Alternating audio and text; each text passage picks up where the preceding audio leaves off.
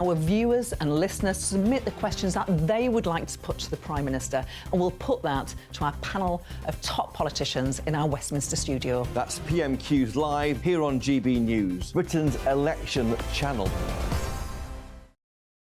In the GB newsroom, we bring you the news as it happens. With our team of dedicated journalists across the UK, GB News brings you accurate reporting of the day's topical agenda. When the news breaks, wherever and whenever it's happening, we'll be there. This is GB News, the People's Channel, Britain's news channel.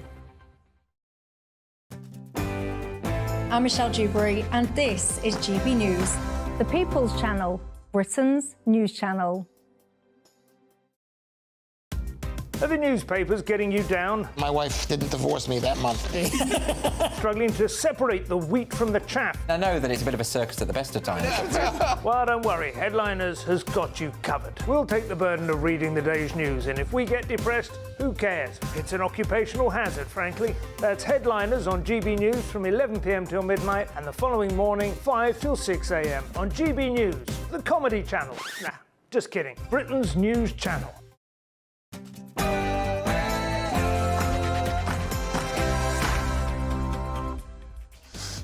A very good afternoon to you. I'm so excited. It's 3 p.m. and welcome to the Martin Daubney Show on GB News, broadcasting live from the heart of Westminster all across the UK. On today's action-packed show, Nathalie Elphicke, the MP for Dover, has dramatically defected to Labour, saying the Tories have become a byword for incompetence and division.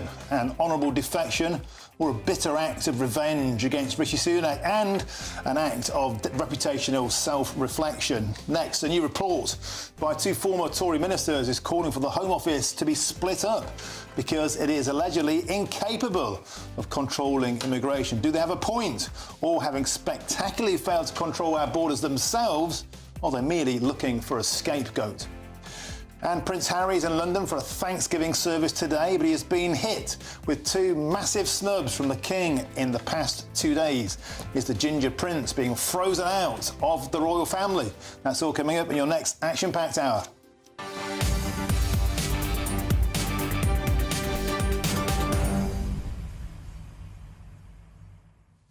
Well, it's one of those days if you're into politics. This is the big gig. Dramatic defection. We got Prince Harry in London. Loads to talk about. Chaos in the asylum system. We'll be joined by Jonathan Gullis about that dramatic defection later on. He will give it both barrels, no doubt. What do you make of this defection?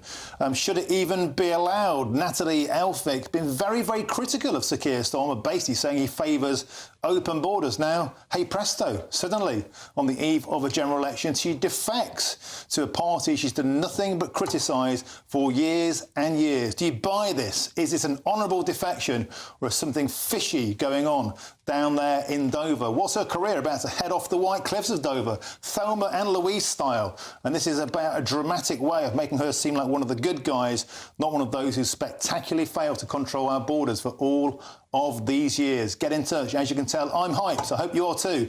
Get in touch, gbnews.com/you'll say. But before all of that is your headlines, and it's Tatiana Sanchez.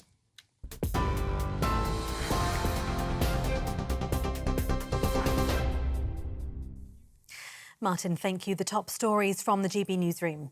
The Conservative MP for Dover stunned her colleagues this afternoon, crossing the floor and joining the Labour Party.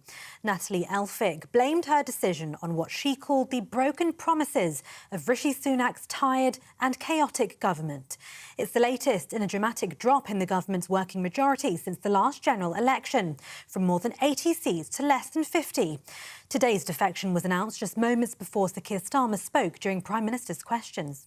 If 1 week a Tory MP who's also a doctor says the Prime Minister can't be trusted with the NHS and joins Labour, and the next week the Tory MP for Dover, on the front line of the small boats crisis, says the Prime Minister cannot be trusted with our borders and joins Labour, what is the point of this failed government staggering on?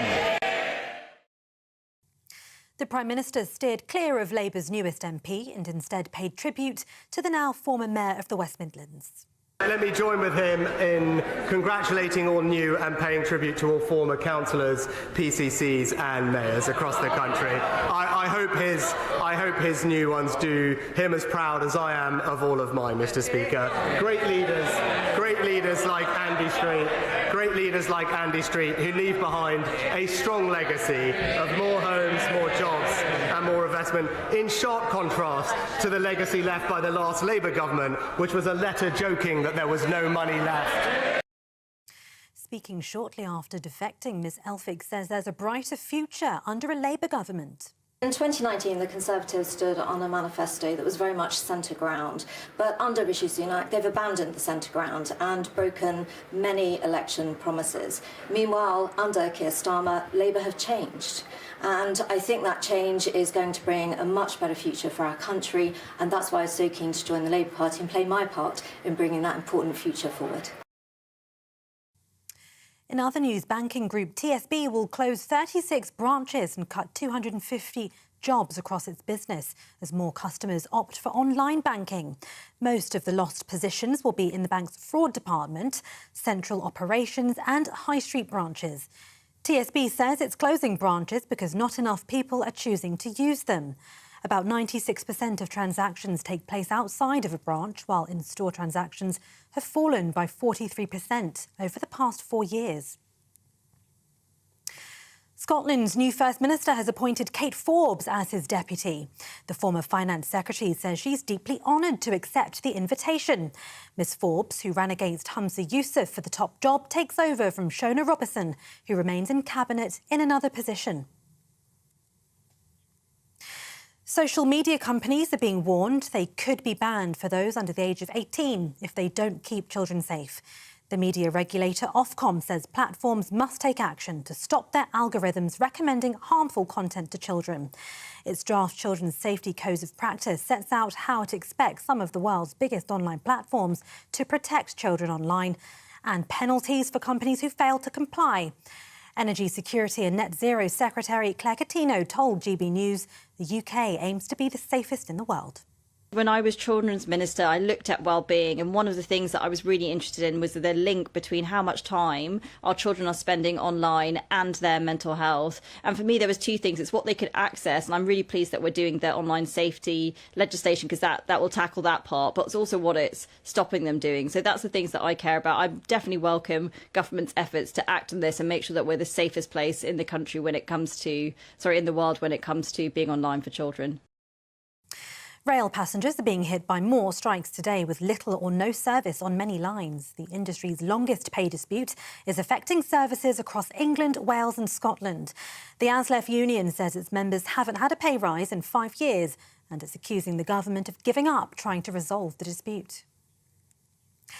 And visitors to Brighton's iconic pier will soon be forced to pay for admission amid a steep rise in maintenance costs. The pier's management says the cost of maintaining and repairing the Grade 2 listed landmark has soared by 31%, adding around £2.7 million to the annual budget. Visitors will now be asked to pay an entry fee of £1, though local residents will be exempt. For the latest stories, you can sign up to GB News Alerts by scanning the QR code on your screen or go to gbnews.com/alerts. Now back to Martin.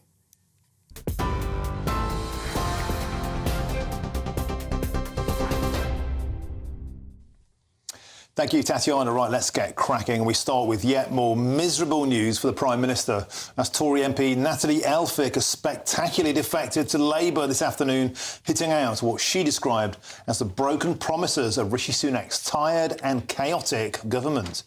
Well, the Dover MP crossed the floor in the House of Commons just moments before PMQs earlier on today, and in her statement she said, "From small boats to biosecurity, Rishi Sunak's government is failing to keep our borders safe and secure.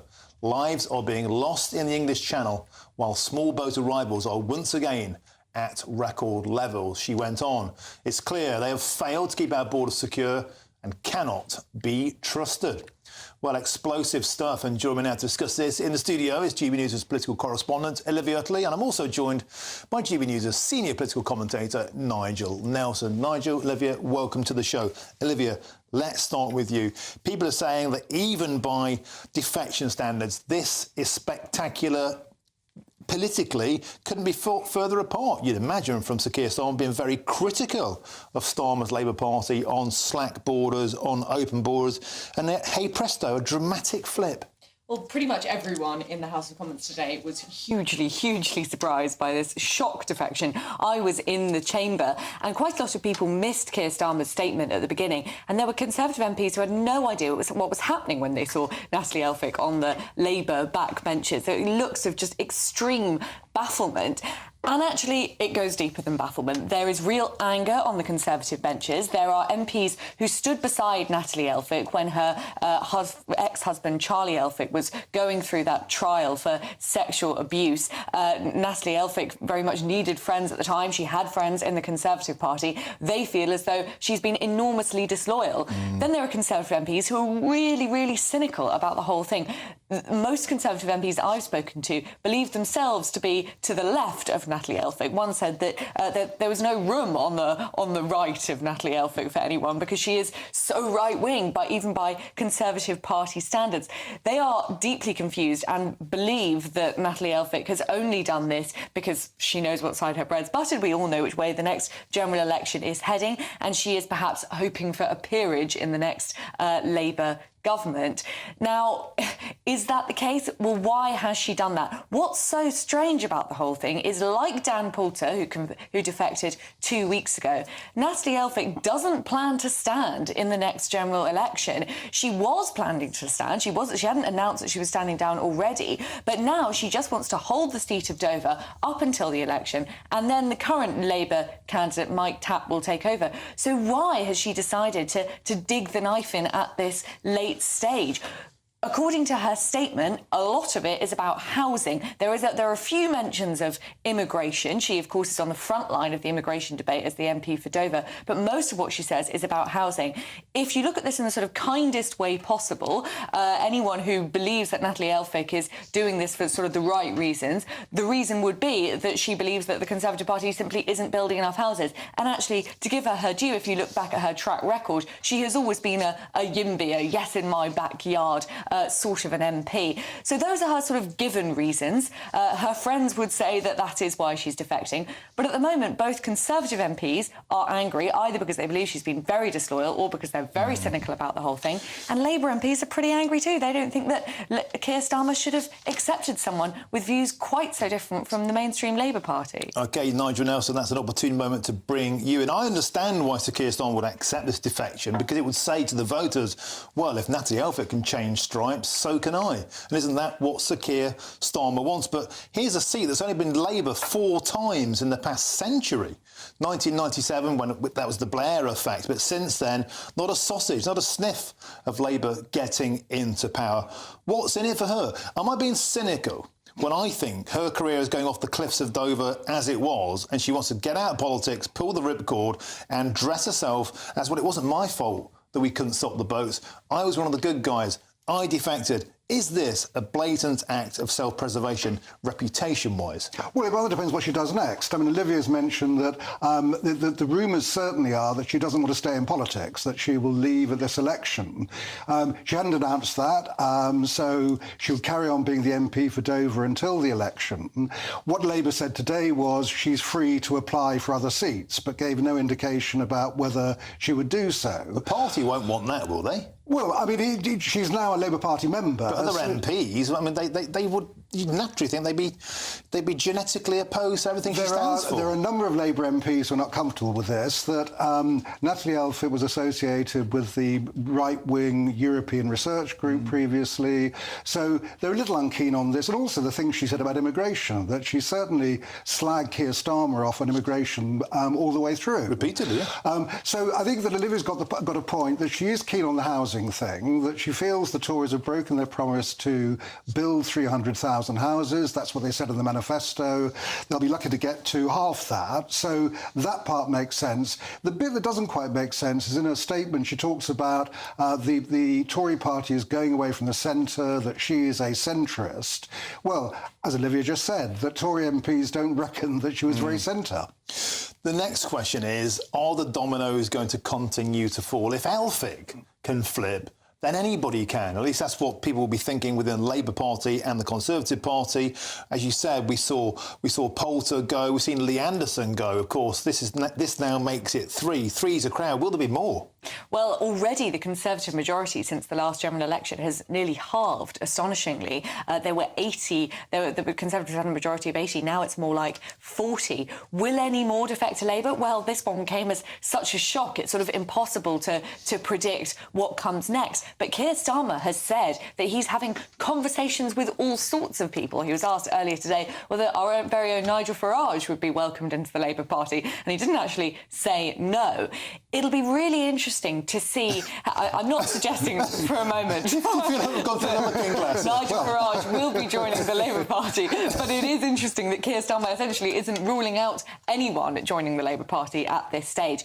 It'll be fascinating to see how Labour MPs react to this, because Starmer, obviously for him, it's fantastic if people defect from the Conservatives to Labour. It's a show of his strength and a show of Rishi Sunak's weakness. But plenty of Conservative MPs don't like the idea of someone like Nathalie Elphicke, who, as Nigel says, was in the ERG, in the European Research Group, very right-wing group of MPs. She was in the group of New Conservatives, another really right-wing grouping of Conservative MPs.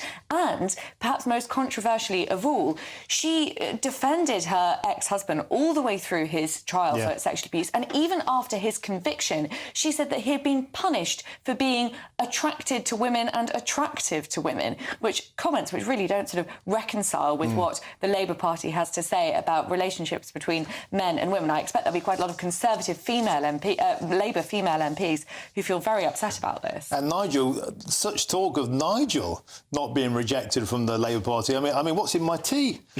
and also, Carol Vorderman was welcoming of Nathalie Elphicke. I thought, hang on a minute, 5 minutes ago you hated the moral fibre of every single Conservative on the planet. Now anybody's welcome. What's going on? Well, I think politics has gone pretty topsy-turvy over the last few months, which is the answer to that. I really can't see Nigel Farage joining the Labour Party. I'm not sure he'd want to anyway, even if he was invited. And I don't think I think that really would be a step too far for Labour MPs. But one of the reasons that there isn't a leadership challenge against Rishi Sunak is that Conservative MPs realise there would be a load more defections, especially from the moderate wing of the party, if you tried to unseat the Prime Minister at this point. And yes, I think that you might find others. What, of course, they ought to do, any MP who defects ought to call a by-election immediately. Yeah, that probably won't happen. And let's quickly move on, because elsewhere, Robert Jenrick has called for the Home Office to be broken up to curb migration. And the former Immigration Minister said it is incapable of controlling immigration and securing the UK's borders, whilst outlining a 30-point plan to cut legal migration, including creating a new department whose sole mission is controlling immigration. Well, let's return to Olivia Utley now. Olivia, this sounds like a decent idea on paper. The Home Office doesn't seem to have done much of a decent job, but here's the point. Is this a case of the Conservative Party themselves have spectacularly failed to control our borders and to take back control? Are they looking for a scapegoat? Well, I mean, it is very hard to find anyone in politics in Whitehall who thinks that the Home Office, whatever their politics, very hard to find someone who thinks that the Home Office is doing a good job. Yes, you could argue that the Conservative Party has failed in its bid to tackle migration, and you probably have a pretty good argument for that. This Rwanda policy has now been around for the best part of 2 years, and we have seen one migrant leave for Rwanda, and that was a man who voluntarily chose to go with a sweetener of £3,000 from the taxpayer. So it's pretty clear that Rishi Sunak's migration plan isn't working, but there are lots of people who think that the Home Office is failing in its job too. And one of the reasons why those in Whitehall specifically think that it's not really functioning as it should is because it's just too large. It's become too unwieldy. And we've seen lots of Home Secretaries. I mean, if you think back to the sort of days of Amber Rudd, she just wasn't really sure what was going on in her own department. Obviously, she was blamed for that, and she stood back.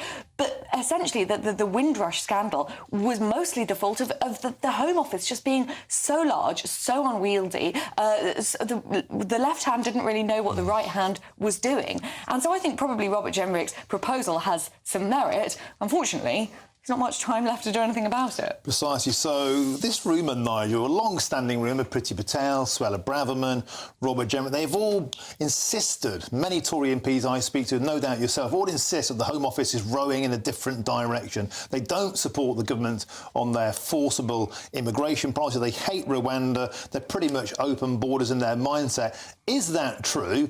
Does this report have a point, or are they just kind of passing the buck? The first bit, no, I don't think is true. The second bit about the report, about the idea of splitting the Home Office, is reasonable. Yeah.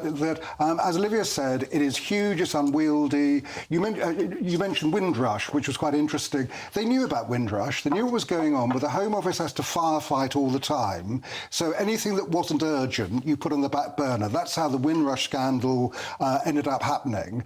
If you split off immigration, made it a single department under a cabinet minister, as many Tory MPs want, it would probably be an awful lot more efficient. Can I very quickly ask you a question? Donald Trump has promised to go nuclear on federal employees in America if he's re-elected and make sure that they're politically aligned to the Republican Party, particularly on things like border control. Do you think there's ever going to be an argument in Britain that we can't have a political mindset, a more liberal, open borders, refugees mindset, refugees welcome mindset in place like the Home Office if they're ever going to hope to instill that border discipline? Is it time to make them reapply for their jobs to make sure they're going to do it? No.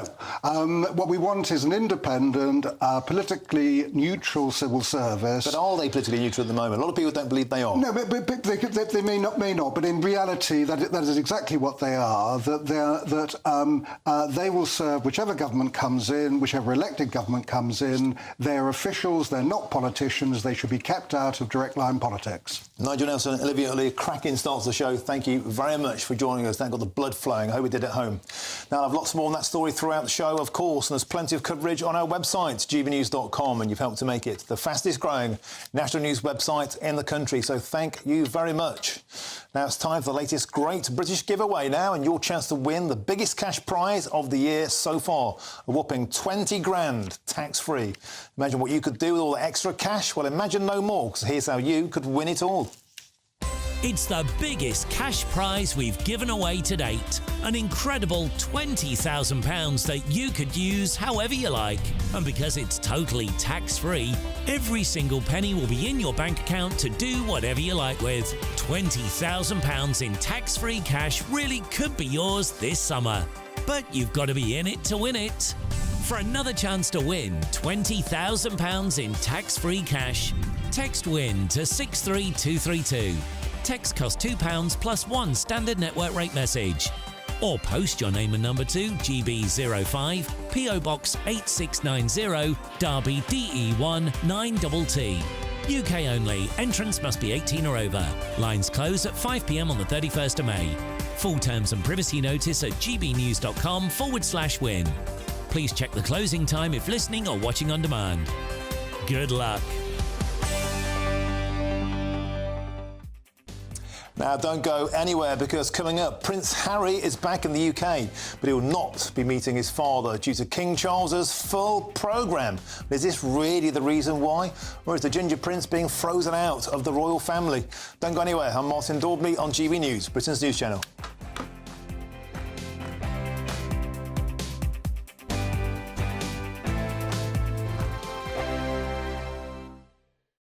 Join me, Neil Oliver, every Sunday night at 6 p.m. on GB News. And if an hour is not nearly enough for you, go to gbnews.com for special extended episodes online every Friday at 9 p.m, where we can truly get into the nitty-gritty of what's going on. GB News, Britain's news channel.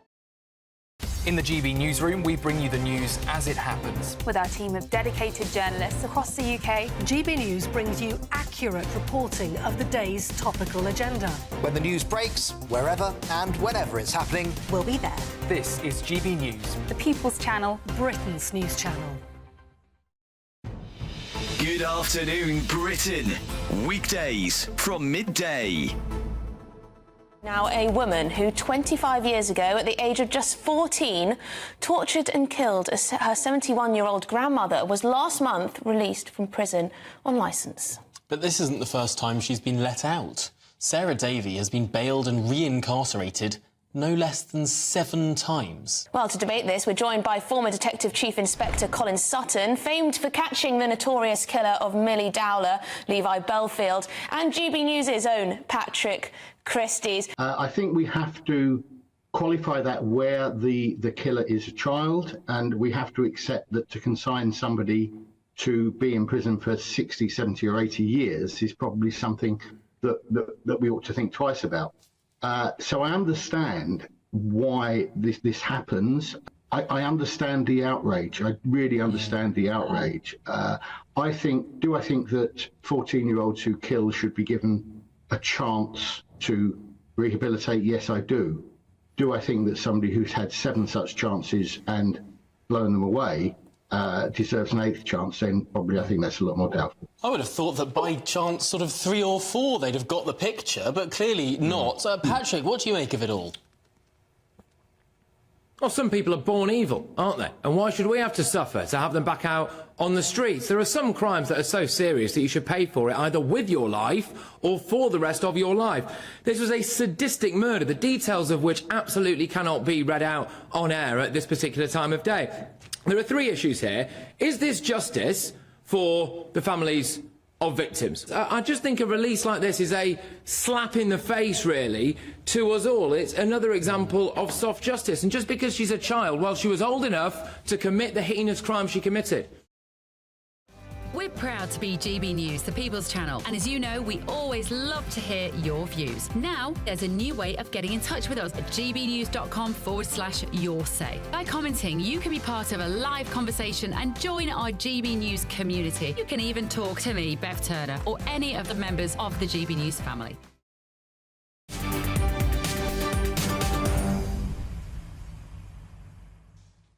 Welcome back. It's 3:25. I'm Martin Daubney and this is GB News. Now, Prince Harry has come to the UK to celebrate the 10th anniversary of his Invictus Games.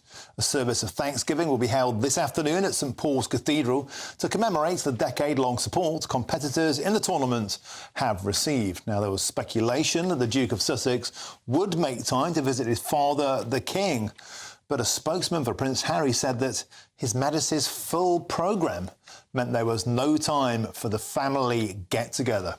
Well, GB News' royal correspondent Cameron Walker joins us now. Cameron, always a delight, and the weather looks magnificent out there. The crowds are amassing behind you at St Paul's Cathedral. Let's start, shall we, first with the event. What is the event going to be about? And then let's look at the family snub.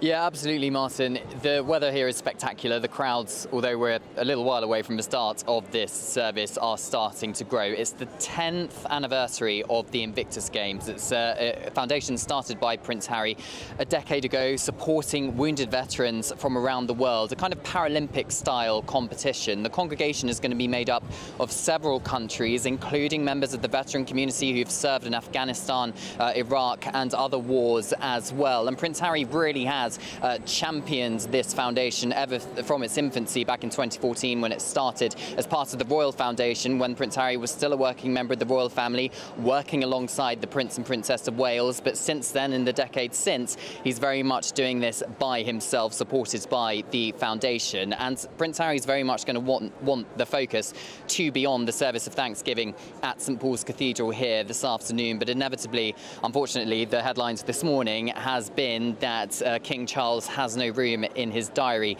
to meet his youngest son. This Prince Harry spokesperson confirmed to me yesterday that that is the case, and they also said that Prince Harry is completely understanding that the King is the sovereign and therefore has a very full diary, suggesting to me that they really wanted to get ahead of the narrative here. They really wanted to try and shift this focus back onto the Invictus Games, those veterans and supporting the veterans. The statement itself, very warm, very diplomatic, very friendly, read a little bit like a royal press release, to be honest, which is in a bit of a total contrast to a statement perhaps we would have got from the Sussexes a couple of years ago. Back in 2021, the late Queen stripped Prince Harry and Meghan of their patronages and honorary military titles. And when that happened, they released a statement with the now infamous line, arguably, "Service is universal." Now, friends of the Sussexes said at the time that this was this was in the context of all of their charity work, work and their royal patronages and work with the military. Critics said that it was a little bit bitter, perhaps a little bit of a disrespect to Queen Elizabeth II at the same time. Yesterday's statement, as I said, complete opposite, very friendly, suggesting that Prince Harry really wants to mend his relationship with his father and, by extension, the rest of the royal family. Now, Buckingham Palace and Kensington Palace are not commenting this morning. The timing of a statement from Buckingham Palace yesterday was slightly suspect. It was timed when Prince Harry landed. It could just be landed in the UK. It could just be a coincidence, but the statement was announcing a rare joint engagement between Prince William and the King, which shows perhaps the strength of their relationship and perhaps showing that Prince Harry and the King's relationship needs a little bit of work. Meghan, she is staying in the United States, in California, looking after the two children. It's only Prince Harry we're expecting as a senior working member of the royal family here today. Of course, he served 2 tours of Afghanistan himself. He really has championed the veterans community. Later this month, both him and Meghan will be in Nigeria, a country which hopes to host the Invictus Games in a couple of years, and also celebrating the country's culture, because Meghan said in her Archetypes podcast back in last year that her mixed race heritage is 43% Nigerian. And Cameron, wow, that was an action-packed statement from you there. You've certainly had your Weetabix. And yet, there have been 2 snubs. Not only the diary being too full, but announced hours later a second snub that the King is going to make William take charge of Harry's former helicopter regiment next week. You'd think that with the King's health as it was, a lot of people were saying, could this finally be the moment where the family heals its wounds, puts differences to one side? Blood is thicker than water. Let's have the next chapter. Cameron, it looks like the opposite is happening. It looks like the 2 strands are operating rather apart.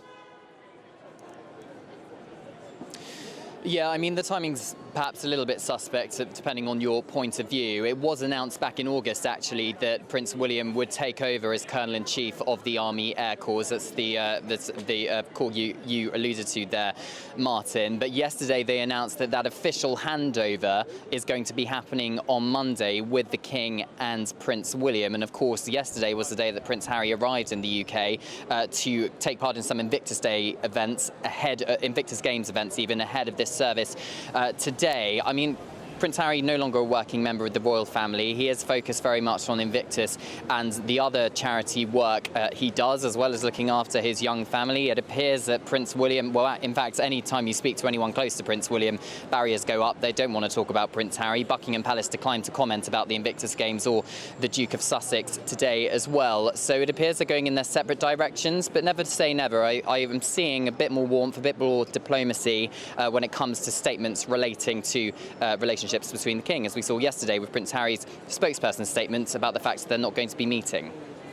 OK, well, Prince Harry is due there, I believe, around about just before 5 o'clock. Cameron Walker, make sure you keep that ringside seat, but of course, cross back to you live for when that happens later on. Cameron Walker at St Paul's Cathedral, thank you very much for joining us on the show. And there's loads more still to come between now and 4 o'clock, including the latest from Scotland, which has a new First Minister, as John Swinney was sworn in earlier on today on a ticket of 1.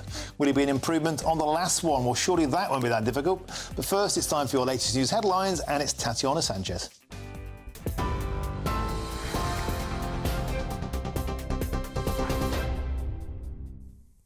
Martin, thank you. The top stories this hour. The Conservative MP for Dover stunned her colleagues this afternoon, crossing the floor and joining the Labour Party. Nathalie Elphicke blamed her decision on what she called the broken promises of Rishi Sunak's tired and chaotic government.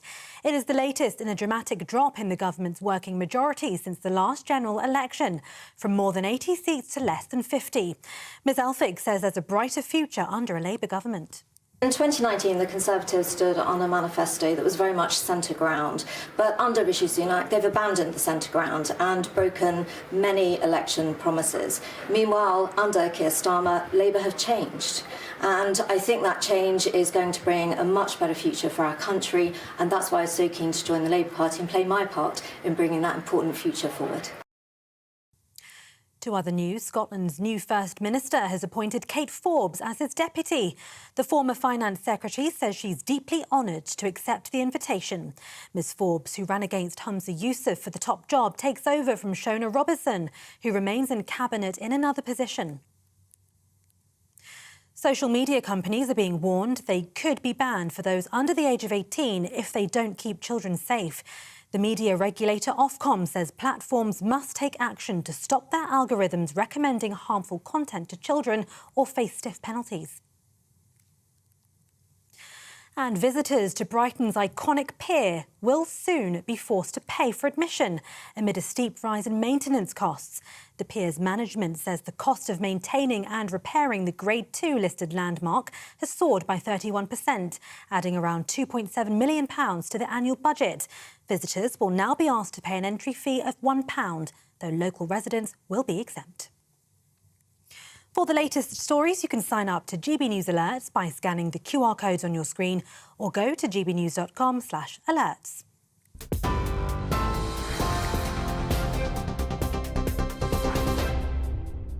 Cheers Britannia Wine Club proudly sponsors the GB News Financial Report.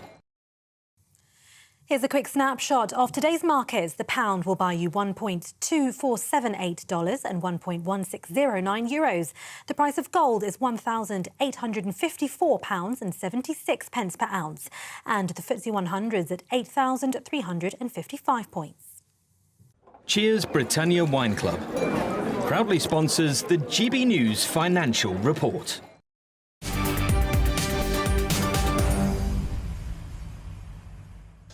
Thank you, Tatiana. Now, there's loads more to bring you in just a moment, but first, there's a brand new way to get in touch with us here at GB News. And here's Bev Turner with all the details.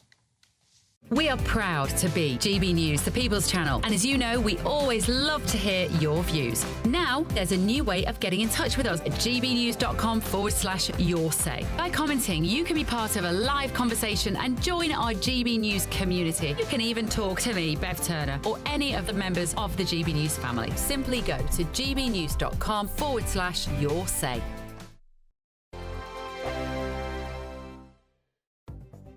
The latest GB News travel. Good afternoon. Hello, I'm Jules Buckley. Let's go to the West Midlands firstly and the northbound M5 just after the Old Bree Dudley turn off Junction 2. There's a breakdown blocking a lane. Lane 1's combed off and it's slow going. Queuing northbound up the M1 just before Bedford at 13, but an earlier collision's now cleared. Big queues for the M20 in Kent, blocked in both directions between the Ruton Brands Hatch circuit, that's at Junction 2, to Swanley for the M25 Junction 1. There was blocked and queuing, a lorry fire there and smoke blowing across the road. And of course, if you're heading for the trains today, many operators being affected by strike action. Do check before you travel. They're Avanti West Coast, Chiltern, Cross Country, East Midlands, GWR, Heathrow Express, London North Western and West Midlands Railway. So as I say, do check before you travel on the trains. That's the latest. You can stay up to date throughout the day by visiting our website gbnews.com. This is GB News, Britain's news channel. Between 1955 and 1989, an average of 55 nuclear tests were conducted across the globe each year. More than 30,000 young British and Commonwealth servicemen served at British test locations in Australia and the Pacific Ocean. But in the years since, those who were involved say they've been ignored and lied to about their exposure to radiation. For decades, Lab Rats International has represented the millions across the world exposed to fallout from the testing programmes and the families who still suffer today from illness and deformities. Last year, the government unveiled the Nuclear Test Medal, recognising the military, civilian and overseas staff and personnel who participated in Britain's nuclear testing programme in the 1950s. But for Lab Rats founder Alan Owen, whose own father was a nuclear test veteran, the work is only just beginning. In September, they launched a legal challenge to the Ministry of Defence to provide the test veterans full medical records, which they say they've been denied access to. We sit in this bubble as the nuclear test veteran community, fighting against the establishment. And they will say, you know, ministers will go in Parliament and say, all you've got to do is apply for your medical records and they'll give them to you. You know, it just doesn't happen. It's not a reality. They're not there to as easy as accessible as just applying. They will fight you all the way. They will delay it. In response, a government spokesperson said, "We are grateful to all service personnel who participated in the British nuclear testing programme, which is why we have formally recognised them with an official medal. Nuclear test veterans who believe they have suffered ill health due to service have the existing and long-standing right to apply for no-fault compensation under the War Pensions Scheme.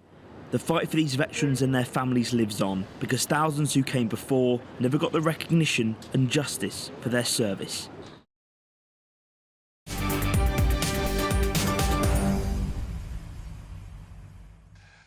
Welcome back. It's 3:38. I'm Martin Daubney and this is GB News. Now, John Swinney has been sworn in as the new First Minister of Scotland at a ceremony in Edinburgh and has unveiled his new cabinet, choosing Kate Forbes as his deputy. The former Finance Secretary was appointed by new First Minister after she decided not to run against him for the SNP leadership. Well, it seems as though she's been rewarded. And let's cross now to Butte House in Edinburgh, where GB News' Scotland reporter Tony Maguire is. Tony, welcome to the show. So, John Swinney sworn in on a ticket of one, rather like Ursula von der Leyen. So what's the latest? Good afternoon, Martin. Well, you know, John Swinney, as you say, ticket of one, not the first SNP leader or indeed First Minister to do so. If you remember Nicola Sturgeon, when she took over off of Alex Salmond, she indeed was coronated, and that's what we saw certainly this last week. It's been kind of crazy to think that it's about 2 weeks now since Humza Yousaf torpedoed the Butte House Agreement, which of course led to the collapse of the majority government. A few days later we had a resignation, and then it was lull before John Swinney was the one and only person to put his name forward for the race. The big will she, won't she of the week, though, is of course Kate Forbes, and today we got our answer. Now, she is going to be Deputy First Minister. Interestingly, that's a role which we have seen several times done alongside Finance Secretary. Of course, recently the Finance and Economy Secretary roles, well, they were divided, so it could be that we see Kate Forbes in one of them. That certainly seems to be her happy place, and what a better mentor than John Swinney. He was Alex Salmond's Finance Secretary way back in the day in 2007, and indeed he enjoyed a similar role underneath Nicola Sturgeon before moving on to progressively other jobs. Now, he of course was Nicola Sturgeon's Deputy First Minister for a while, and he gave up that role at the same time. He retired at the same time as Nicola Sturgeon, but today we're seeing a kind of a mix of him trying to merge the old and the new. You know, his campaign slogan last week was "Unite for Independence." Now, if we just park the independence for 1 minute, that's a whole other conversation, but the unity part isn't really any better displayed than in the divisions that have been in the SNP over the last several years, very much tied to the gender politics and the gender ideology campaigning that has gone on. And today I think we're seeing the first attempt, and I think that's all we can really say right now. It's an attempt at trying to bring those two sides. Kate Forbes, of course, she was first in the door, and following her were a long procession of people who essentially has spoken out against Kate Forbes at some point. So I think we're going to have to see, have a wee look in the faces of the people who are just very shortly about to appear in the steps behind me. Certainly a lot of them coming from Humza Yousaf's cabinet as well. We see the likes of Jenny Gilruth, who of course she was in various roles. Neil Gray, he was essentially one of the early runners along with Jenny Gilruth to potentially replace Humza Yousaf. That didn't happen, and there's some seniority in there as well. Angus Robertson, well, I've never seen an SNP government cabinet that doesn't feature Angus Robertson. He certainly made his way into Butte House today after John Swinney, and it will be quite interesting to see tomorrow. Of course, a lot of talk about John Swinney's first minister's questions, but of course it's not, because as in when case of the First Minister is away on international duties or whatever, it's often the Deputy First Minister who sits in and deals with the First Minister's questions, so he is no fool when dealing with the likes of Anna Sarwar and Douglas Ross, and I think he will very much, he's essentially one of Scotland's longest serving parliamentarians, and I think tomorrow, once the dust is settled from today and he's got an idea of what the reaction is to his cabinet picks, I think we'll maybe see him settle into the old ways tomorrow, but hopefully with enough of the new from this all-new cabinet he's put together today. OK, Tony Maguire live there from Bute House in Edinburgh. John Swinney elected on a ticket of one and rewarded his main opponent, Kate Forbes, with the deputy leader's job, so no conflict. Now, coming up, good news. Pubs in England and Wales can stay open for 2 more hours this summer, with the small caveat being that it's only if England or Scotland reach the semi-finals or the final of the Euros. Fat chance of that, perhaps. Well, I'm Martin Daubney on GB News, Britain's news channel.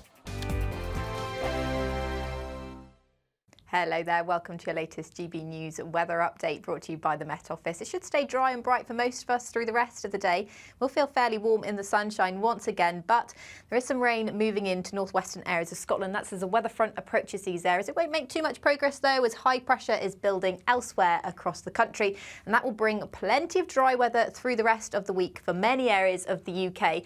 There will be some thicker cloud coming into parts of northern England, perhaps northern Wales through this evening, bringing some drizzly rain. That's the overspill from that weather front, but across the south it should stay dry and clear. We could see some mist and fog developing in inland areas, perhaps along the coast as well, and it will be another mild start to the day away from any rural areas of Wales where we could see lows of 3 or 4 degrees.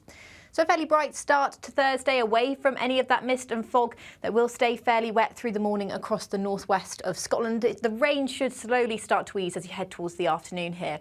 Elsewhere, another dry and bright day, and I think it's going to be a warmer day on Thursday than today. Highs of 22 quite widely, 24 possible in the best of the sunshine across central areas of England, eastern areas of Wales as well. Another bright start to Friday. The rain should start to clear away from northern areas of Scotland through the day, so more of a widespread area of sunshine through the day on Friday. Temperatures rising into the weekend, peaking around 26 degrees, but then we could start to see a further risk of showers on Sunday.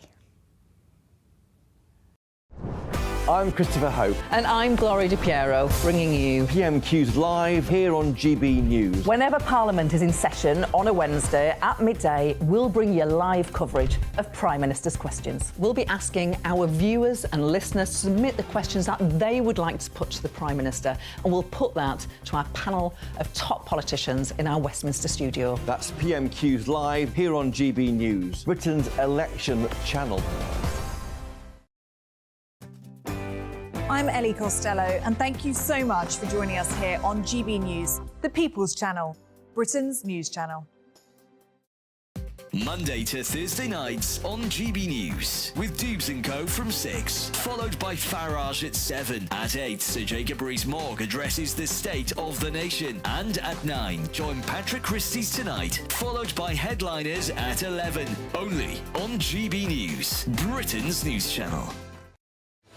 I'm Patrick Christie's. Every weeknight from 9, I bring you 2 hours of unmissable, explosive debate and headline-grabbing interviews. What impact has that had? We got death threats and the bomb threats on. Our job is to do what's in the best interest of our country. You made my argument for me. My guest and I tackle the issues that really matter, with a sharp take on every story. I'm hearing it up and down the country. That was a beginning, not an end. Patrick Christie's Tonight from 9 p.m. only on GB News, Britain's news channel.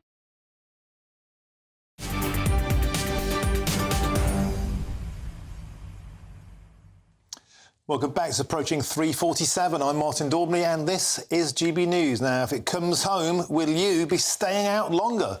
Well, pubs will be allowed to extend their opening hours to 1 a.m. if England or Scotland make it to the semi-finals of the European 2024 Championships. The government has announced, well, venues will be allowed to stay open for an extra 2 hours on match days if either or both teams reach the last 4 or even the final, so fans can celebrate or drown their sorrows. Well, I'm joined now by GB News' security editor, Mark White. Mark, great news for football fans, so long as we actually get that far.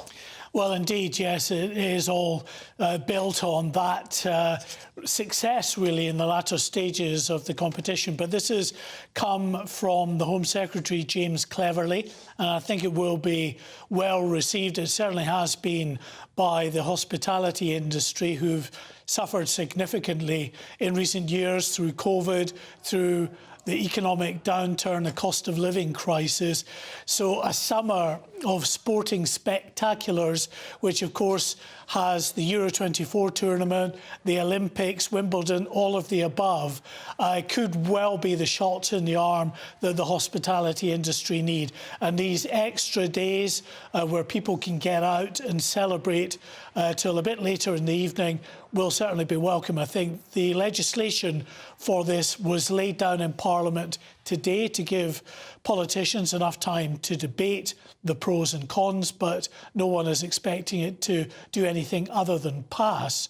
Now, we could have, though, a ridiculous situation where in Scotland, because apparently the Scottish Government is saying it is up to local licensing authorities to decide whether pubs are allowed to open late.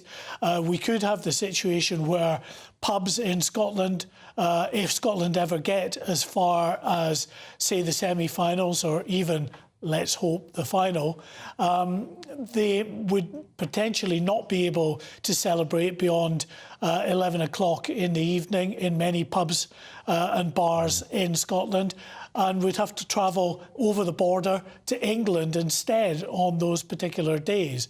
Let's see what happens. I'm sure local planning authorities would be alive to that, the local licensing authorities, and would have that uppermost in their thoughts, because it would not be very popular with friends that I know back in Scotland if they were not being allowed to properly celebrate Scotland's, well, we expect, wonderful performance in this competition. Yeah, Mark White, I'm sure as a Scotsman you won't take it personally when I say there's about as much chance of this licence being extended in Scotland as there is of me landing on the moon, and no doubt probably... You're a very cruel man. They'll be probably closing the boozers north of the border if England qualify. Mark White, thank you very much. Always a pleasure to have you on the show. And to continue this fun conversation now is the chair of the Football Supporters Association, Malcolm Clark. Malcolm, welcome to the show. Some good news for football fans. Of course, the somewhat large caveat, we have to get that far first, but it is good to see football fans being trusted. Earlier this week, we heard about huge police clampdown on hooliganism. That always happens, of course, Malcolm, ahead of big tournaments. But this is some welcome cheer for football fans. Yes, I think it is. We tend to like to watch football with other football fans. And if we can't actually get to the game, and obviously there'll be a lot of fans who would have liked to have been there, but for various financial or domestic reasons or employment reasons can't get there, I'm sure that the second choice of many of them will be to watch it in the company of other fans. And in that sense, it's welcome news. And I really look forward to the England-Scotland final with an England win, which I'm sure will be enjoyed on both sides of the border. Well, if you think Scotland and England are going to get to the final, Malcolm, it sounds like you've already been on the drink. But joking aside, we often forget, don't we, just how much of a massive boost to the British economy football is. Major tournaments give the industry a massive, much-needed shot in the arm after all the dark days and months and years of COVID lockdowns. Football fans often get a bad press, but they certainly help to keep the boozers afloat. Yeah, that's absolutely right. Actually, not just the boozers, but fans visiting cities in both England and Scotland, and away fans always contribute to the local economy. It's a very important part of the economy, football, as we know.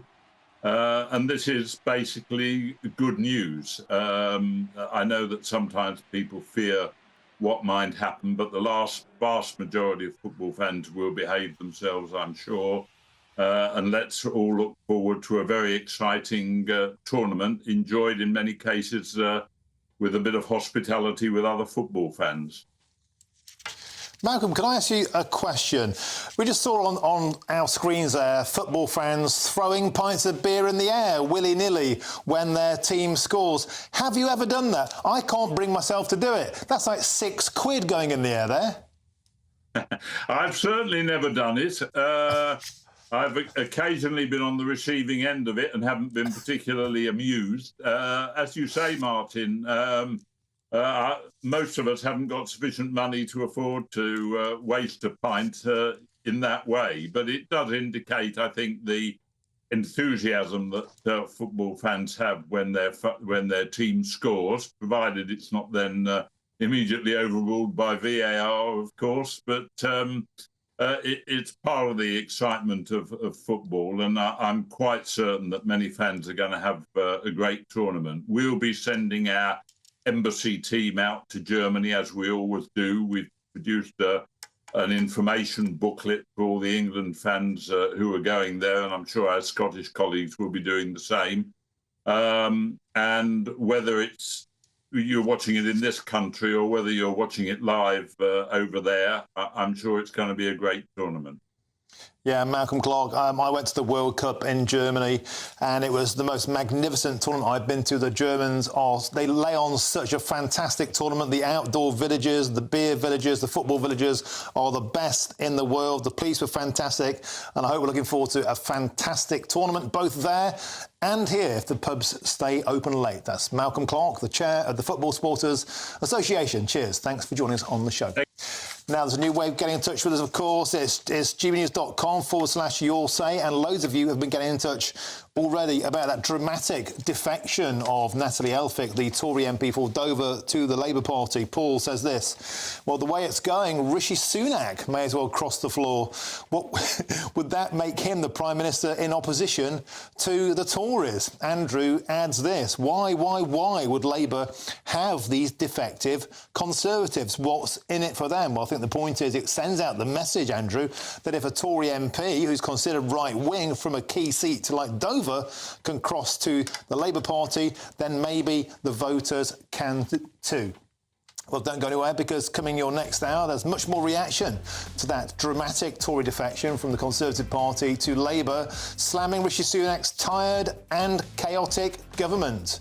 We'll have huge reaction to that. I'm Martin Daubney on GB News, Britain's news channel. But first, it's time for your weather. Annie Shuttleworth.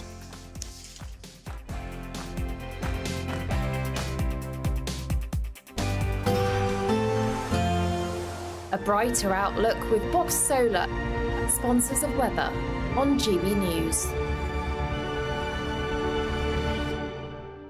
Hello there, welcome to your latest GB News weather update brought to you by the Met Office. It should stay dry and bright for most of us through the rest of the day. We'll feel fairly warm in the sunshine once again, but there is some rain moving into northwestern areas of Scotland. That's as the weather front approaches these areas. It won't make too much progress though, as high pressure is building elsewhere across the country, and that will bring plenty of dry weather through the rest of the week for many areas of the UK. There will be some thicker cloud coming into parts of northern England, perhaps northern Wales through this evening, bringing some drizzly rain. That's the overspill from that weather front, but across the south it should stay dry and clear. We could see some mist and fog developing in inland areas, perhaps along the coast as well, and it will be another mild start to the day away from any rural areas of Wales. We could see lows of 3 or 4 degrees. So a fairly bright start to Thursday, away from any of that mist and fog that will stay fairly wet through the morning across the northwest of Scotland. The rain should slowly start to ease as you head towards the afternoon here. Elsewhere, another dry and bright day, and I think it's going to be a warmer day on Thursday than today. Highs of 22 quite widely, 24 possible in the best of the sunshine across central areas of England, eastern areas of Wales as well. Another bright start to Friday. The rain should start to clear away from northern areas of Scotland through the day, so more of a widespread area of sunshine through the day on Friday. Temperatures rising into the weekend, peaking around 26 degrees, but then we could start to see a further risk of showers on Sunday. That warm feeling inside from Boxed Boilers, sponsors of weather on GB News.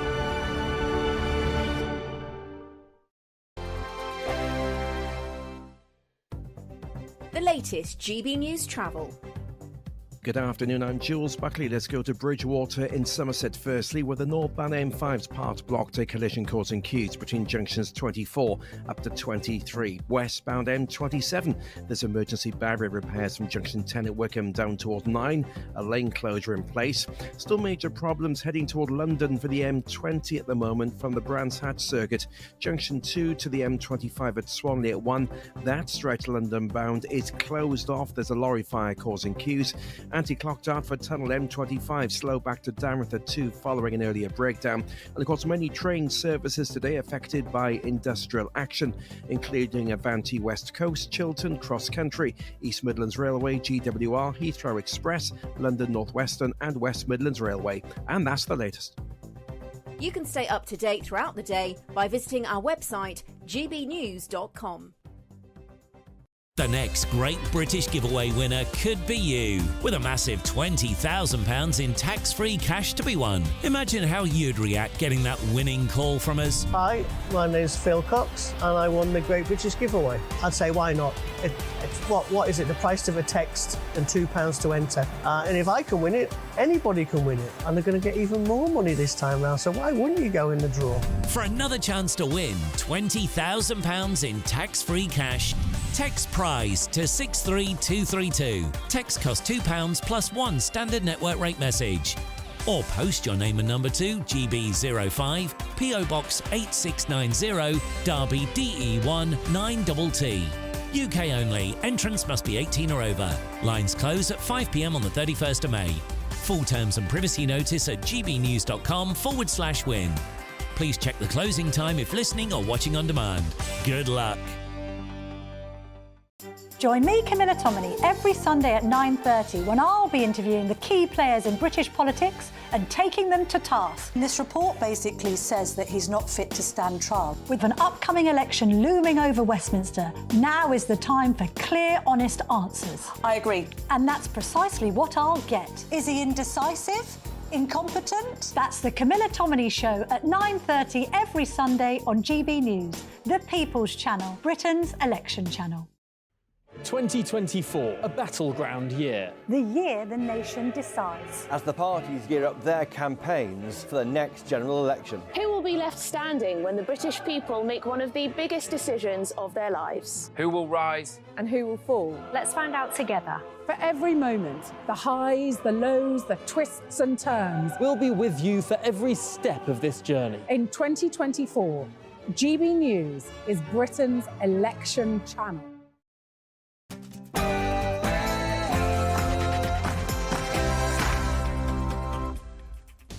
A very good afternoon to you. It's 4 p.m. and welcome to the Martin Daubney Show on GB News, broadcasting live from the heart of Westminster all across the UK. On today's action-packed show, there's that huge bombshell news for Rishi Sunak as one of his MPs dramatically defects to the Labour Party. Nathalie Elphicke says the Tories have become a byword for incompetence and division. Is that a noble defection or sour grapes? And a new report by two former Tory ministers is calling for the Home Office to be split up because it is incapable of controlling immigration. Well, do they have a point, or having spectacularly failed to control our borders, or are they merely looking for a scapegoat? And Prince Harry is in London for a Thanksgiving service today, but he has been hit with two massive snubs from the King in the past 2 days. It's the Ginger Prince being frozen out of the royal family. And I've got Jonathan Gullis just walked in. He's at his Weetabix. That's all coming up in your next hour.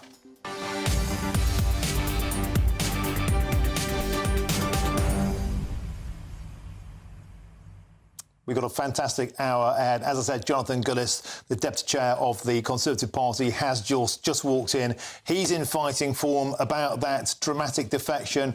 The cameras were on him. He was trying to stage manage. Rishi Sunak apparently didn't even know this was happening. This happened in real time. We'll have full reaction from that man soon. And don't forget, in the next hour, Prince Harry will make an appearance at St Paul's Cathedral. Cameron Walker, our man, is down there to get footage of that moment. But of course, there's that backdrop of him being snubbed by the King. We all thought the King's health might bring the royal family back together, but it seems something very different is happening. Now, hundreds of you have been in touch already about this dramatic defection, and keep your views coming. You do that by going to gbnews.com/you'll say. Get stuck in. But first, it's your headlines, and it's Sam Francis.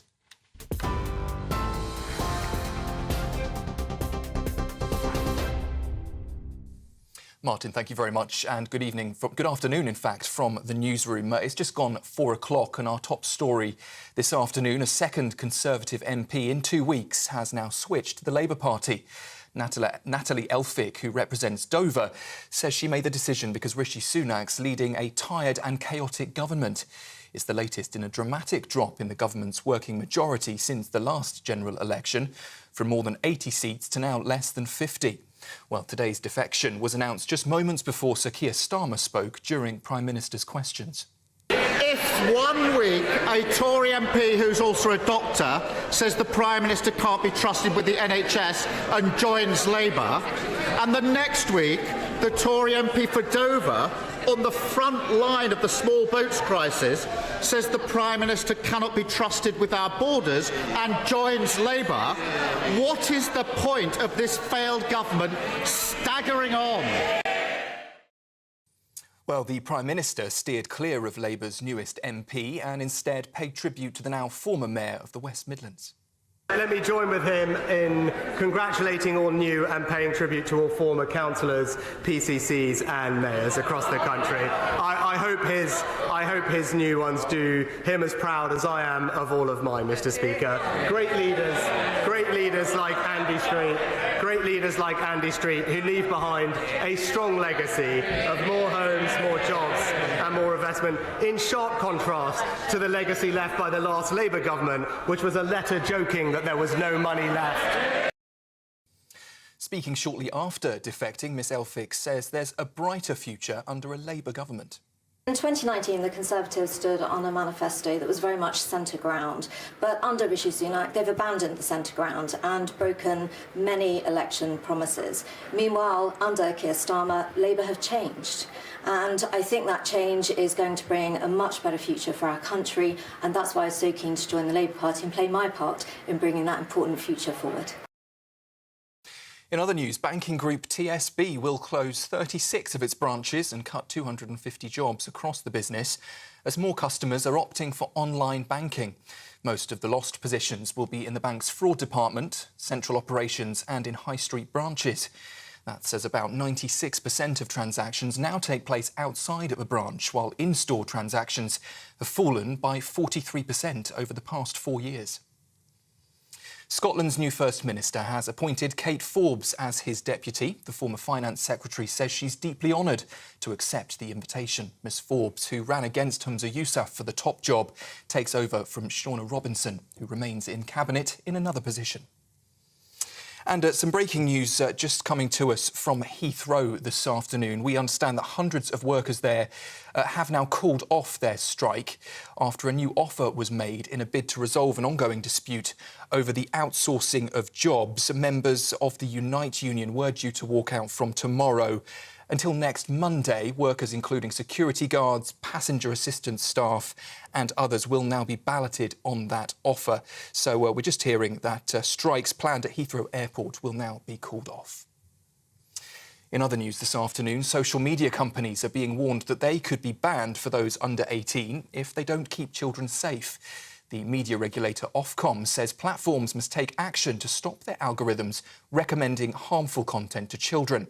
Its draft Children's Safety Codes of Practice sets out how it expects some of the world's biggest online platforms to protect children online and penalties for companies who fail to comply.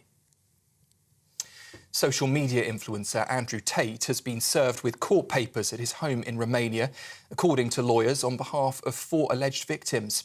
The firm says 4 British women are bringing a case against Tate at the High Court in the UK after the Crown Prosecution Service decided not to prosecute in 2019. All of the women allege that Tate raped and assaulted them and are seeking damages for the injuries they say they suffered as a result. He was charged along with his brother Tristan in June with human trafficking, rape and forming a criminal gang to sexually exploit women. Allegations they have both denied. And visitors to Brighton's iconic pier will soon be forced to pay for admission amid a steep rise in maintenance costs. The The pier's management says the cost of maintaining and repairing the Grade 2 listed landmark has soared by 31%. That adds around £2.7 million to the annual budget. Visitors will now be asked to pay an entry fee of £1, though local residents will be exempt. Those are the latest headlines. I'll have another update for you in the next half hour. Until then, you can sign up to GB News Alerts by scanning the code on your screen or go to gbnews.com/alerts.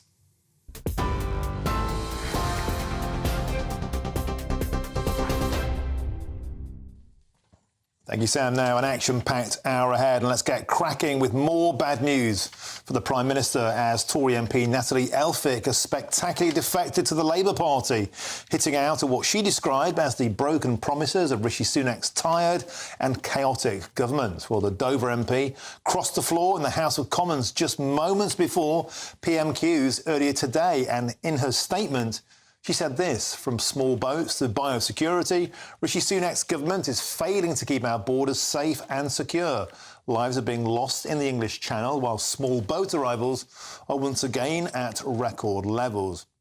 She goes on, it's clear they have failed to keep our borders secure and cannot be trusted. Spectacular thing to say, the kind of thing you'd expect to hear from the Labour Party. Well, that's good because she's now one of them. And joining me now to discuss this in the studio is GB News' political correspondent Olivia Utley, and I'm also joined by the Deputy Chairman of the Conservative Party, Jonathan Gullis. Welcome to the show, John and Olivia. Olivia, let's start with you. The defection that nobody saw coming, not even Jonathan Gullis. Well, absolutely. I mean, I'm sure we'll hear more from behind the scenes from Jonathan very soon, but from where I was sitting in the press gallery, absolutely everyone in the chamber seemed totally shocked. There were Conservative MPs looking in total bafflement at Nathalie Elphicke when she was seen sitting there behind Keir Starmer. Now, it's gone further than bafflement since then. There are plenty of Conservative MPs who feel really angry with Nathalie Elphicke. There are Conservative MPs who stood beside her when her ex-husband Charlie Elphicke was going through his trial. They feel that she's been disloyal not only to the Conservative Party, but to them as well. And they also feel that she was being very cynical about all of this. They think that she had no real political reason to join the Labour Party. All of her politics are very much in alignment with the Conservative Party. And actually, most Conservative MPs believe that they are on the left of her when it comes to politics. So lots of Conservative MPs think that she simply did it because she knows which side her bread is buttered. She quite fancies a peerage under the next Labour government, and this is the only way to get it. Of course, there is a much less cynical way of reading this. If you read Nathalie Elphicke's resignation statement, she says that it's essentially, there's a little bit about immigration, but mostly it's about housing. She says that the Conservative government can't be trusted on housing anymore. And to be fair, that does tie in with what she said in the past. She is a YIMBY, as it's called, a yes in my backyard. She wants to see proper planning reform, and she doesn't think the Conservative Party has achieved it. So the kindest way, if you want to take her defection at face value, it's because of housing.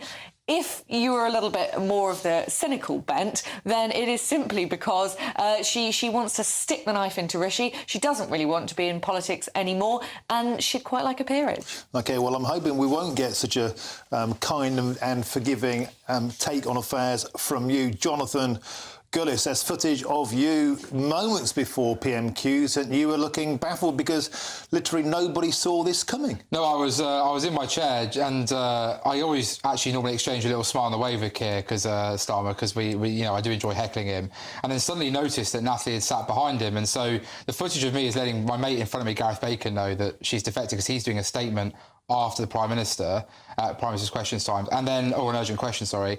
But then also, the reason I'm looking around is because I'm trying to find the eye of the whips to make sure the whips can get the message to Craig Williams, the PPS to Rishi, and obviously the Prime Minister's office himself to say, FYI, this is coming, because you are correct. None of us knew it until that very moment. Actually, I think it shows she's pretty spineless, really. Didn't have the guts to announce it before, snuck into the chamber, took a seat and hoped that somehow it would go under the radar until Sir Keir was ready to point her out.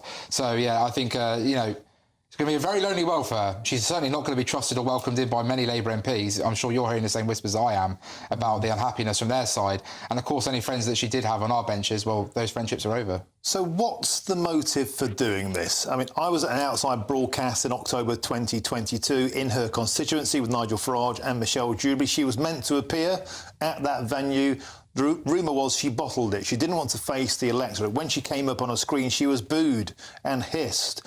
I wonder, reading between the lines, if she knew that she was on the way out, she knew she wouldn't get re-elected, she wants to get out of politics. Is this a way of portraying herself as one of the good guys? Well, I tried my best, I couldn't do it, Rishi Sunak wouldn't let me, and now I'm with Keir Starmer, so she can move away from politics and cleanse her own reputation. Well, I think the running joke at the moment is that who knew the Labour Party would accept the ERG within their ranks? I mean, talk about a broad church, that's becoming... you need a number of cathedrals to fit everyone in that kind of spectrum. I'm sure her and Zara Sultana will be very happy side by side when they're talking about stopping the boats. As Nathalie once did, look, she wrote in the Express, let's not forget, not long ago, this shows yet again that not only have Labour got no plan on their own to tackle illegal migration, they simply do not want to. Those are her words in an article she chose to write in her name. And there's countless things about Keir Starmer being muddled and confused over illegal migration. I just feel sorry for the residents of Dover, who had an MP who was in a party that says they want to get flights off to Rwanda, that's done deals with France to stop boats coming over, and has done returns deals with countries like Albania. Instead, they've now got a Labour politician who said that she now will back Sir Keir's Labour migrant amnesty. That means everyone who's over here already, rather than being told they can't claim asylum under Labour, they would. That's 90,000 plus people suddenly being granted the ability to stay, and has said that she would now support some dodgy deal with the EU, with Sir Keir surrendering our borders to his buddies in Brussels and 100,000 plus illegal migrants able to come over here per year, on top of those who have already chosen to illegally enter. She's got to look those voters in the face. But of course, she's chosen not to. She's chosen to run off scared rather than stand on a Labour banner at the next election. I think she's now hoping to get some unpaid Labour advisory role in housing, which I think she's worked in maybe lobbying before, and I'm sure that there's a pretty penny to be made in the corporate lobbying sector afterwards. So yes, you'll excuse my scepticism that this woman was not long ago campaigning for a Conservative Police Crime Commissioner who won, by the way, in Kent, and now is suddenly claiming that she's sees the values of Keir Starmer's Labour Party. That hasn't changed. The same party that had Azir Ali, an anti-Semite up in Rochdale, which Labour had to drop their support for in that campaign, even after it took about 36, 48 hours to do so. And now, of course, has also got to say, stands shoulder to shoulder with people like Angela Rayner, who referred to her as scum when she was a Tory. I think Rachel Reeves has told her to F off as well, famously as well. So, you know, happy honeymoon, love. OK, well, that's strong words. Can I pick up on this point as well? She appears to be aligning herself with the Boris Johnsonites. She's saying here that Boris was ousted in a coup led by the unelected Rishi Sunak. So she's almost saying, dear voters of Dover, I agree with you. It was unfair that Boris was stabbed in the back. Was she a Boris Johnson loyalist all the way through this period? Well, Martin, I think you'll remember correctly that I was one of the most vocal people at the time regarding the ridiculous Partygates, so-called saga, where Boris got a fine for, having a Tesco sandwich with a can of Coke. Yet the Cabinet Secretary and the civil servants in the room escaped the fine. We're still trying to do the maths on that one, if you will.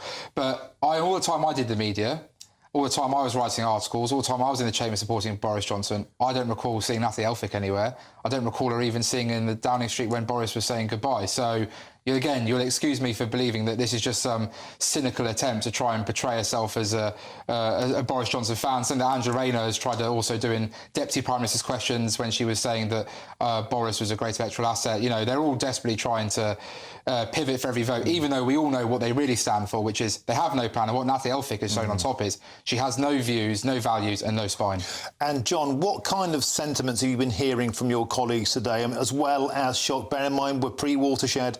What kind of words have been used about Well, I think Defection? Olivia summed it up correctly, that there's a lot of anger out there in the Conservative Party. Colleagues stood by her during a very difficult time with her husband, or ex-husband, I'm not sure which one it is, sorry, but going through that particular trial, which was obviously very damning. There's obviously been then Dover itself, and a lot of colleagues like myself stood shoulder to shoulder with her in pushing the government to go further and to go harder when it came to both tackling legal and illegal migration.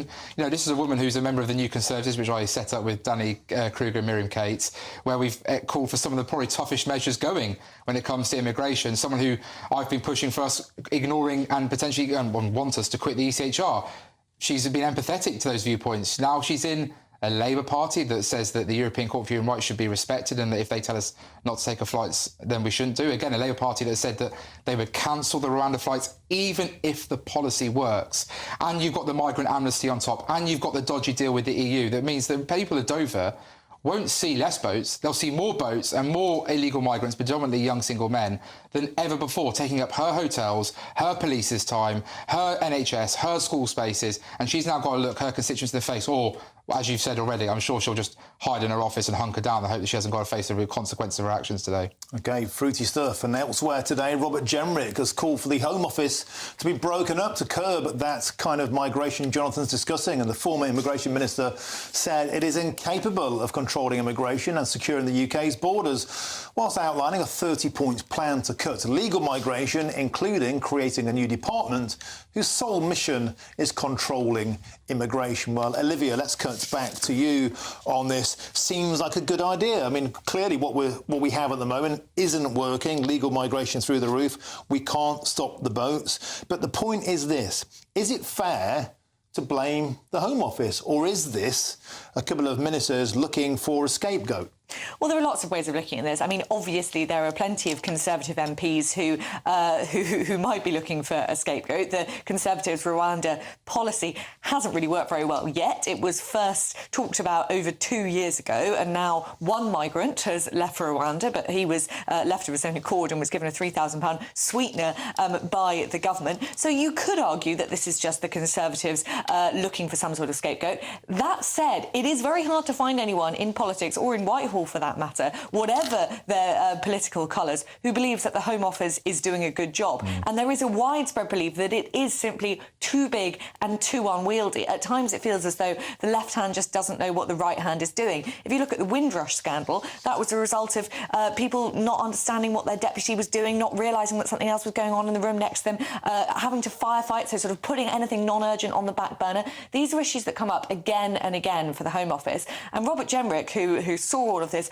really close up when he was in the cabinet responsible for immigration, probably has a pretty good idea about this. The reaction on the ground in Parliament seems to be that it is a pretty sensible idea. The problem is there's not much time to do anything about it.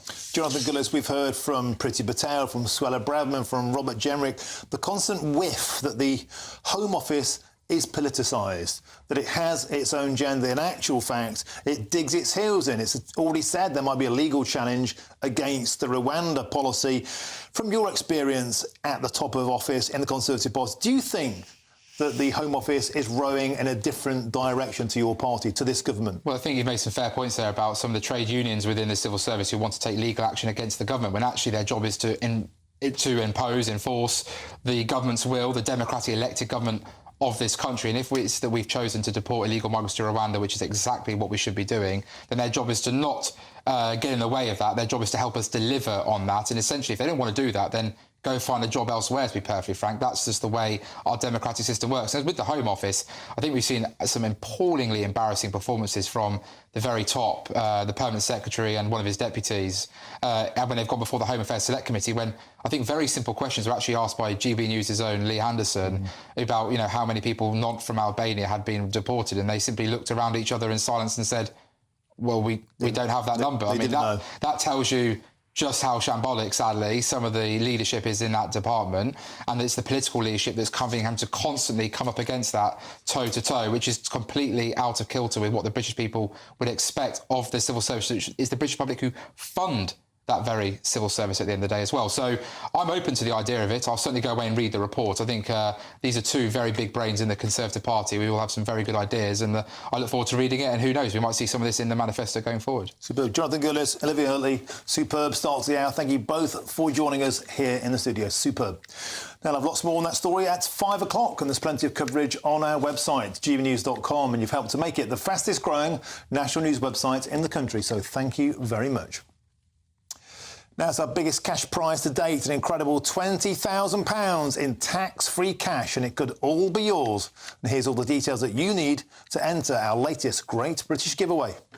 The next Great British Giveaway winner could be you, with a massive £20,000 in tax-free cash to be won. Imagine how you'd react getting that winning call from us. Hi, my name's Phil Cox, and I won the Great British Giveaway. I'd say, why not? What is it? The price of a text and £2 to enter. And if I can win it, anybody can win it. And they're going to get even more money this time round, so why wouldn't you go in the draw? For another chance to win £20,000 in tax-free cash, text WIN to 63232. Text costs £2 plus one standard network rate message. Or post your name and number to GB05 PO Box 8690 Derby DE1 9TT. UK only. Entrance must be 18 or over. Lines close at 5 p.m. on the 31st of May. Full terms and privacy notice at gbnews.com/win. Please check the closing time if listening or watching on demand. Good luck. Now, coming up, a Welsh Senedd member who raised concerns over criminal gangs exploiting a payment scheme for asylum seekers was slapped down as disgraceful. Well, he'll join me next. I'm Martin Daubney on GB News, Britain's news channel.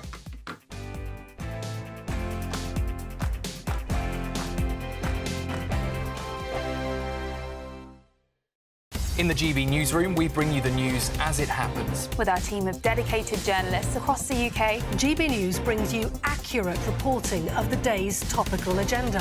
When the news breaks, wherever and whenever it's happening, we'll be there. This is GB News, the People's Channel, Britain's news channel. Sir Jacob Rees-Mogg's State of the Nation, Monday to Thursday from 8 p.m. The International Monetary Fund has estimated that Russia will outgrow all advanced economies in 2024. This is in spite of all the sanctions the West has imposed on Russia, in spite of its removal of the SWIFT banking system, in spite of the fact that Germany has almost entirely weaned itself off Russian gas, and in spite of the 50,000 soldiers who have died and the endless resources it has poured into the Ukraine war. So, what are we missing here? Why is Russia going to grow more than the rest of us? Well, it's simple. Russia is willing to make use of its own energy resources to provide abundant supply to its citizens. Increased supply means lower prices, and cheap energy is inextricably linked to economic growth. But since 2008, the United States has grown at twice the rate of the United Kingdom. The big difference is that America has much lower energy prices, while the UK insists on masochistic green policies.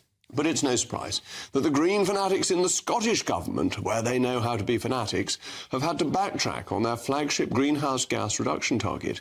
The SNP has committed to reducing Scotland's CO2 emissions by 75% by 2030. Now, the Climate Change Committee has reviewed its policy and advised that the absurd reduction target is out of reach. Can we accept the CCC's recent re-articulation that this Parliament's interim 2030 target is out of reach?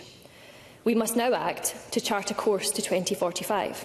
It is time to recognise the truth that net zero by 2050 is unrealistic and unaffordable. It's time we rid ourselves of this foolish and costly idea that will simply make people cold and poor. We need to prioritise cheap energy for Britain's consumers and for companies, for industry, enabling economic growth that will benefit us all. Monday to Thursday nights on GB News with Dubes & Co from 6, followed by Farage at 7. At 8, Sir Jacob Rees-Mogg addresses the State of the Nation. And at 9, join Patrick Christie's Tonight, followed by Headliners at 11. Only on GB News, Britain's news channel. Every Saturday, 10 till 12, we'll bring you all of the news that you need to know. We'll also remind you that there is so much to smile about. It's my favourite time of the week. I get to relax, enjoy some light-hearted stories, and let Ellie teach me about fashion too. That's Saturday Morning Live, every Saturday, 10 till 12. Only on GB News, Britain's news channel.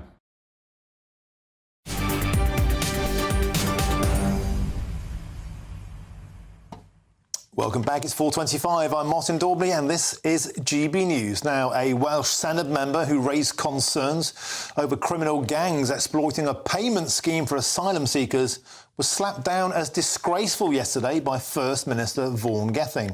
James Evans, a Conservative Senedd member for Brecon and Radnorshire, had pressed the First Minister on the measures the Welsh Government had in place to safeguard asylum-seeking children from all forms of criminal gangs. Well, let's have a look at their exchange. The Welsh Government has supported unaccompanied asylum-seeking children by allocating £2.57 million for 67 children through the Universal Basic Income Care Leavers pilot. In light of this, First Minister, could you I want to hear the question being put by the member, please. I think you should listen to your First Minister about respecting people. In light of this, could you please elaborate on the specific measures the Welsh Government has put in place to safeguard those children from all forms of exploitation, including those from criminal gangs? Because what we could see from this scheme is a way for those criminal gangs to access money and exploit the most vulnerable people in our society. That's not something I want to see. It's not something my group want to see, but the Welsh Government need to take this issue seriously, because this is something that could really happen to vulnerable children.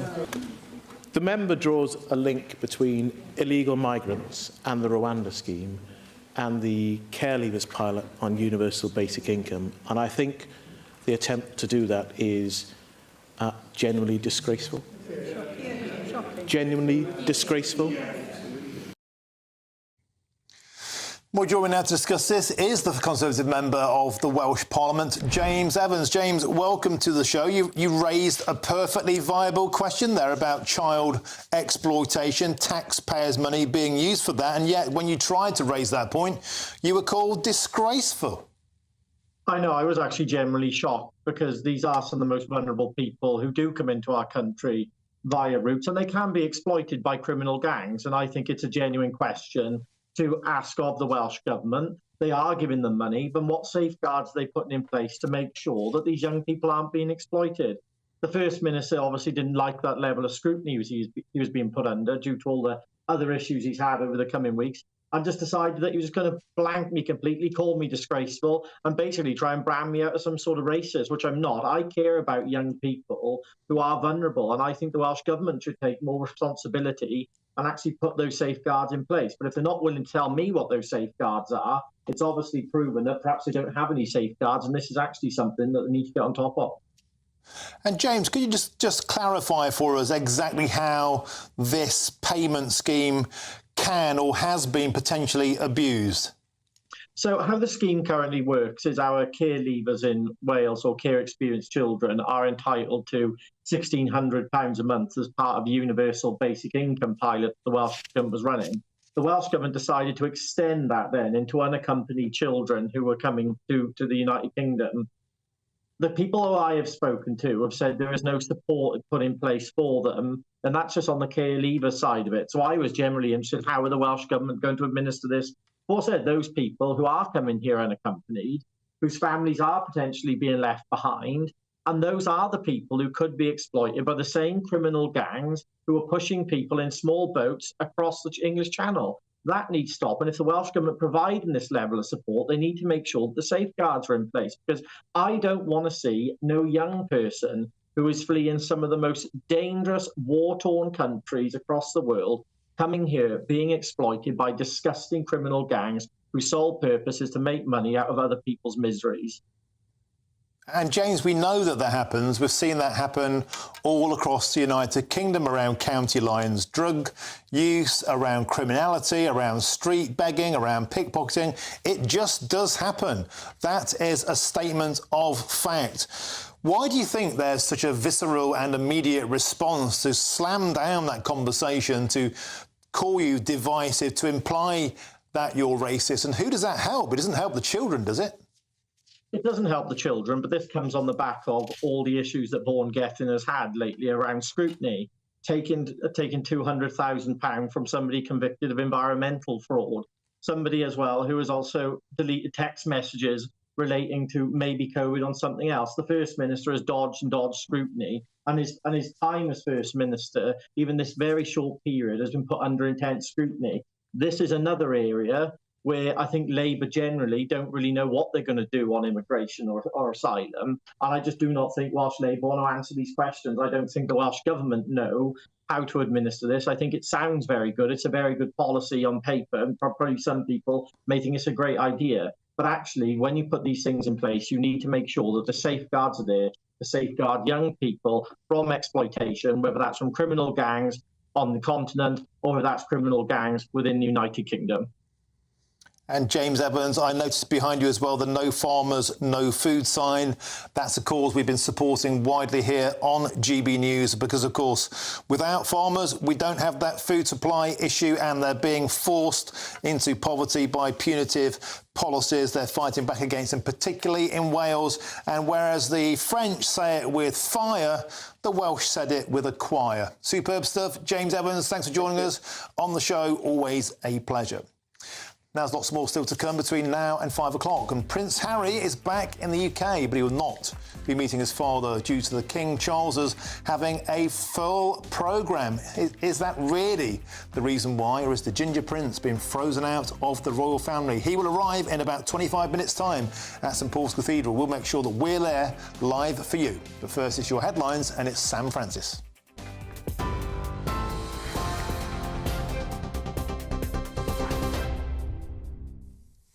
Very good afternoon. 4:32, the headlines from the newsroom this hour. Sir Keir Starmer has been criticised for welcoming an MP to Labour, described by some as a right-wing Conservative. Nathalie Elphicke called Rishi Sunak's government chaotic as she announced the move earlier. It's the latest in a dramatic drop in the government's working majority since the last general election, from more than 80 seats to now less than 50. Ms Elphicke says there's a brighter future under Labour. In 2019, the Conservatives stood on a manifesto that was very much centre ground. But under Rishi Sunak, they've abandoned the centre ground and broken many election promises. Meanwhile, under Keir Starmer, Labour have changed. And I think that change is going to bring a much better future for our country. And that's why I was so keen to join the Labour Party and play my part in bringing that important future forward. To other news, and Scotland's new First Minister has unveiled his new cabinet. Kate Forbes becomes Deputy First Minister, the youngest person to ever hold the post. She ran against Humza Yousaf for the top job and takes over from Shona Robinson, who takes on the Finance and Local Government post. Kate Osama has had the Labour whip restored after an investigation over comments she made about the war in Gaza. The Edmonton MP sent local party members a message the night before Holocaust Memorial Day, saying the victims of more recent genocides, including in Gaza, should also be remembered. She's apologised for those remarks, which she says were insensitive and inappropriate. And social media companies are being warned that they could be banned for those under 18 if they don't keep children safe. The media regulator Ofcom says platforms must take action to stop their algorithms recommending harmful content to children or face stiff penalties. For the latest stories, sign up to GB News Alerts. You can scan the QR code there on your screen, or if you're listening on radio, go to our website, gbnews.com/alerts.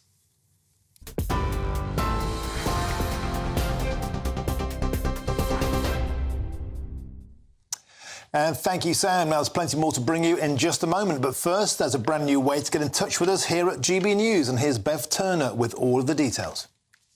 We are proud to be GB News, the People's Channel. And as you know, we always love to hear your views. Now, there's a new way of getting in touch with us at gbnews.com/your say. By commenting, you can be part of a live conversation and join our GB News community. You can even talk to me, Bev Turner, or any of the members of the GB News family. Simply go to gbnews.com/your say.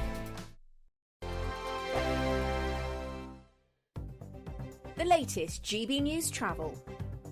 Good afternoon, I'm Jules Buckley. Westbound M62 towards Rochdale, towards junction 21, there's a queue for a vehicle undergoing a tyre change, a lane closure in place. Still queuing towards the Dartford Tunnel, anti-clockwise for the M25. At the London-bound M20, closed from the M26 to the M25, that's junction 3 to 1.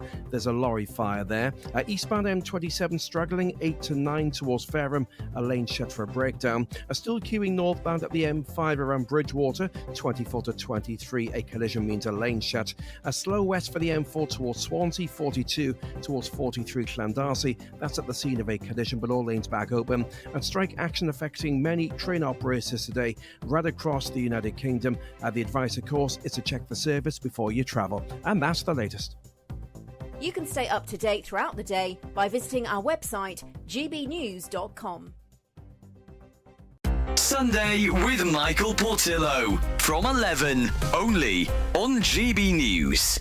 Many of the people that you had invited to come and speak were people who've been elected in their own countries. I'm thinking of people like Suella Braverman.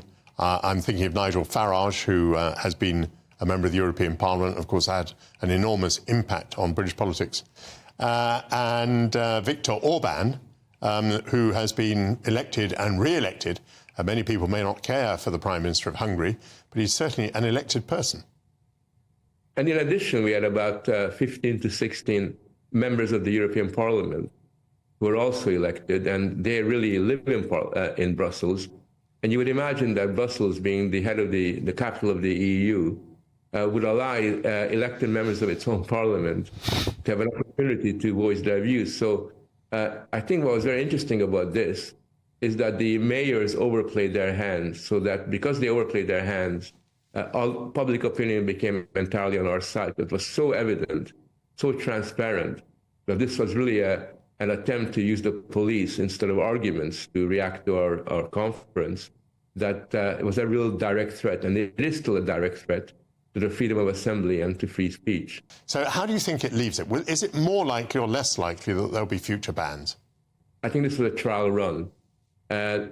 What I'm really worried about is that if the future of democracy and free speech depends on the ruling of one judge, and you have to remember that 3 other judges ruled against us, then democracy is in big trouble. What worries me absolutely is that a strong body of political opinion amongst established politicians believes that it is okay to cancel conferences and to crush the people's opinions and prevent the freedom of assembly. The democracy actually depends on these foundational values.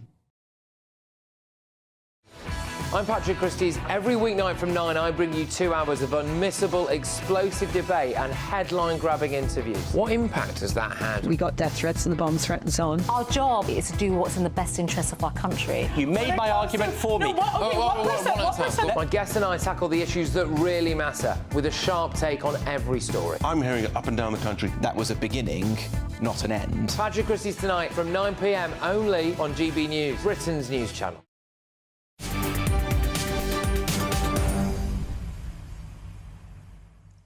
And welcome back. It's 4:38. I'm Martin Daubney, and this is GB News. Now, we're returning now to our top story after Labour inflicted yet another blow to the Rishi Sunak premiership today. Earlier on today, Tory MP Nathalie Elphicke spectacularly defected to the Labour Party, hitting out what she described as the broken promises of Rishi Sunak's tired and chaotic government.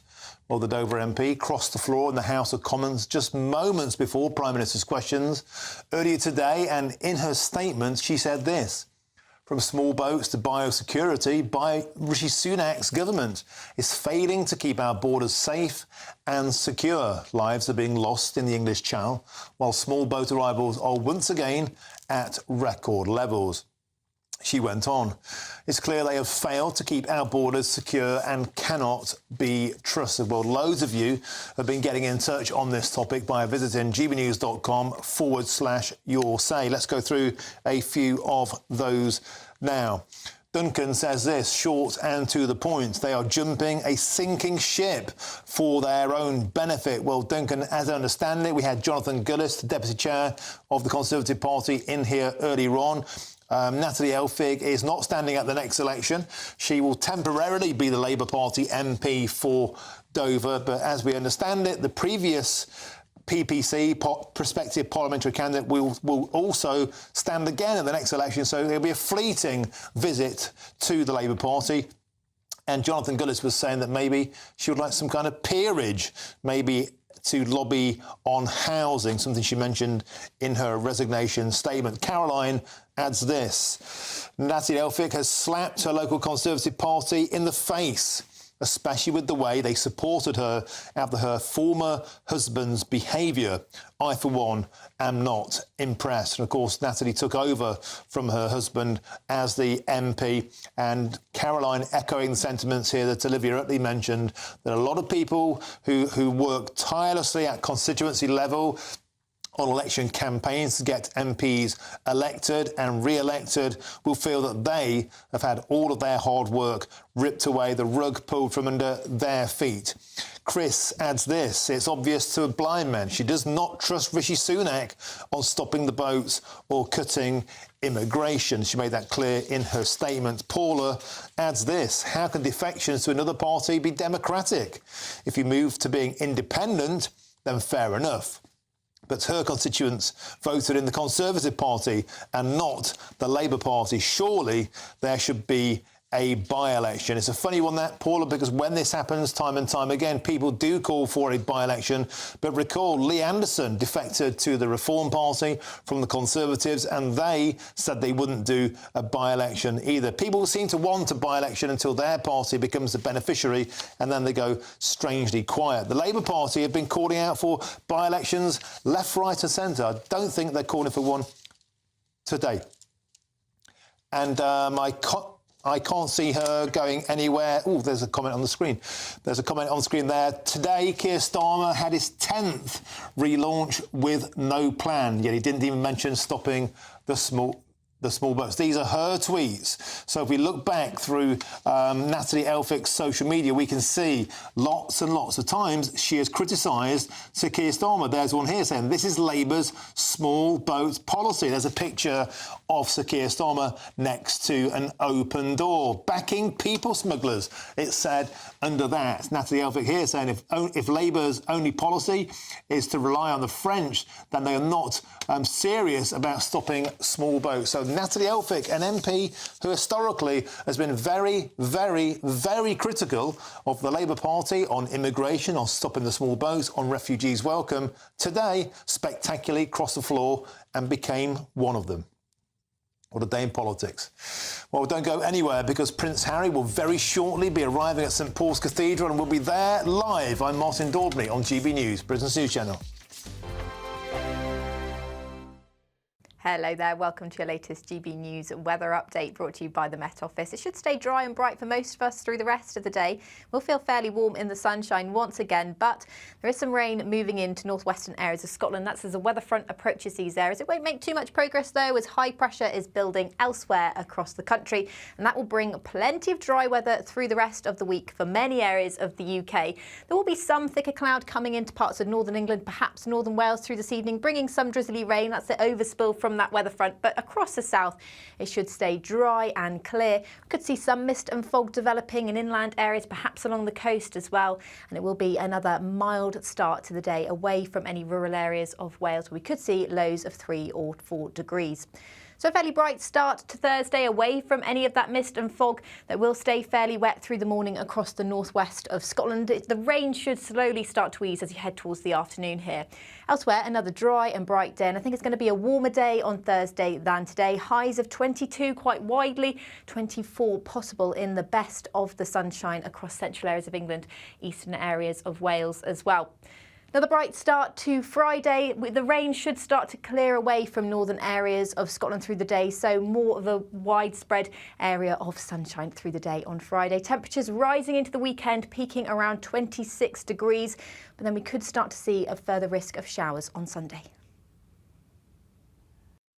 Join me, Neil Oliver, every Sunday night at 6 p.m. on GB News. And if an hour is not nearly enough for you, go to gbnews.com for special extended episodes online every Friday at 9 p.m, where we can truly get into the nitty-gritty of what's going on. GB News, Britain's news channel.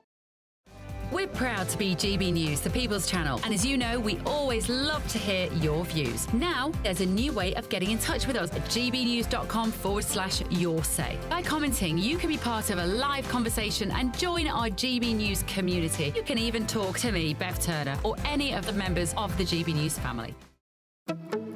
Good afternoon, Britain. Good afternoon, Britain. Weekdays from midday, we bring you the most compelling stories from across the United Kingdom. And why it matters to you. From your doorstep to our inbox. That's right, we want to hear from you. Good afternoon, Britain. Only on GB News, the People's Channel, Britain's news channel.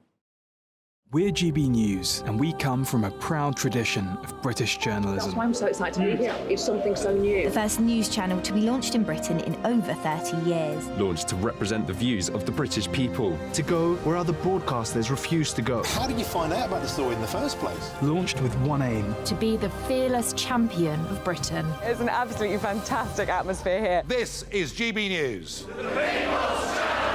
GB News, Britain's news channel.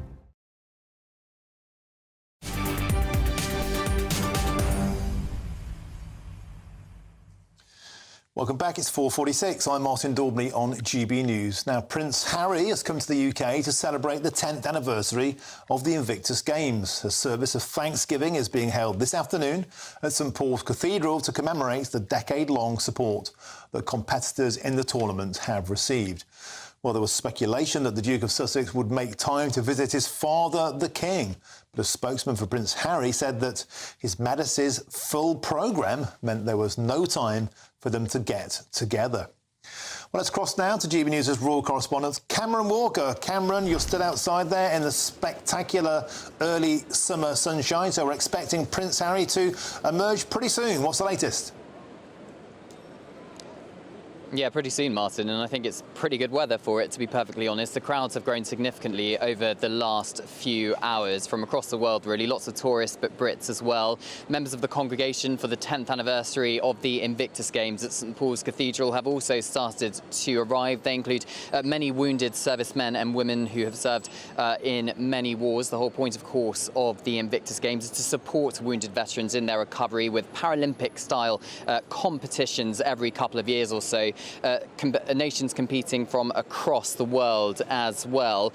We have also just seen Princess Diana's brother and sister, of course, that is Prince Harry's uncle and aunt, Earl Spencer and Lady Jane Fellows, arrive at St Paul's Cathedral as well. But as for other members of Prince Harry's family, the King, the Queen, Prince William, none of those are attending. The King and Queen at the moment are in the Buckingham Palace garden hosting a garden party alongside Princess Anne, the Duke and Duchess of Gloucester and the Duke and Duchess of Edinburgh as well. No word as to exactly what Prince William is doing, but he's certainly not going to be here. But and when Prince Harry is in the UK, of course, he arrived yesterday. His spokesperson confirmed to me yesterday he will not be meeting his father, the King, at all. He says he's very understanding that the King has a full diary of engagements, of course, as sovereign. It was a very diplomatic statement I received yesterday. It sounded a bit like a royal press release, to be honest, which is not really what I would expect from the Sussexes just a couple of years ago. The statement we received from them when the late Queen took away their royal patronages and royal and also military titles as well.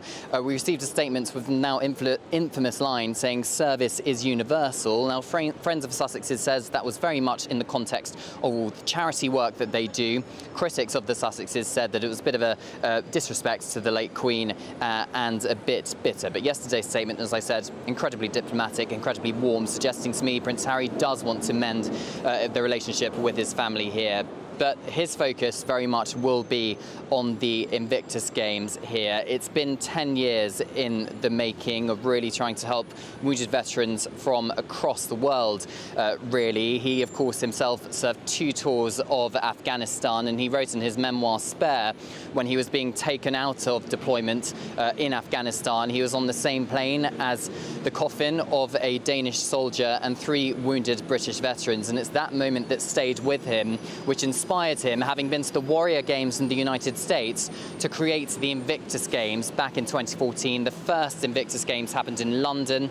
It was part of the Royal Foundation back then, so it also included the Duke and Duchess of Cambridge, now, of course, the Prince and Princess of Wales. Since Prince Harry has stood back as a working member of the royal family, he's taken that particular responsibility on. He is patron of the Invictus Games Foundation, and I think you just have to see from the crowds here, the atmosphere from the veterans who have been arrived. They're all very excited to celebrate 10 years of Invictus, but of course the elephant in the room is, of course, all those family dramas that continue to brew below the surface. OK, Cameron Walker, please stick with us. We'll be coming back to you for full reaction as and when Prince Harry arrives at St Paul's Cathedral. We're expecting that in the next few minutes. And I can now also bring in the former royal correspondent, Michael Cole, the legend who joins me on the show. Michael, welcome to the show. The sun is shining down on St Paul's, but storm clouds appear to be gathering once again for the relationship between the King and the Prince, and we're all talking about the fact this full programme means there simply won't be enough time to meet. Michael, an ordinary family surely would always find time in such circumstances to see their son. What do you think's going on here? Quite extraordinary, isn't it? He's flown 5,000 miles, 11 hours in a pressurised cigar tube over the pole, getting here. He's here for 2 nights and 3 days. And yet the King cannot find a space in his busy diary to see him. He saw the Fiji Prime Minister yesterday. He saw service chiefs. He will be seeing the Prime Minister for his audience of the monarch today, but no room at the Buckingham Palace Inn for Prince Harry. I think it tells you, Martin, more than perhaps anything, how deep the divide is now between the California Camelot of the Duke and Duchess of. OK, we seem to have Michael's momentary froze. We'll get back to him soon, but it does underline this huge rift.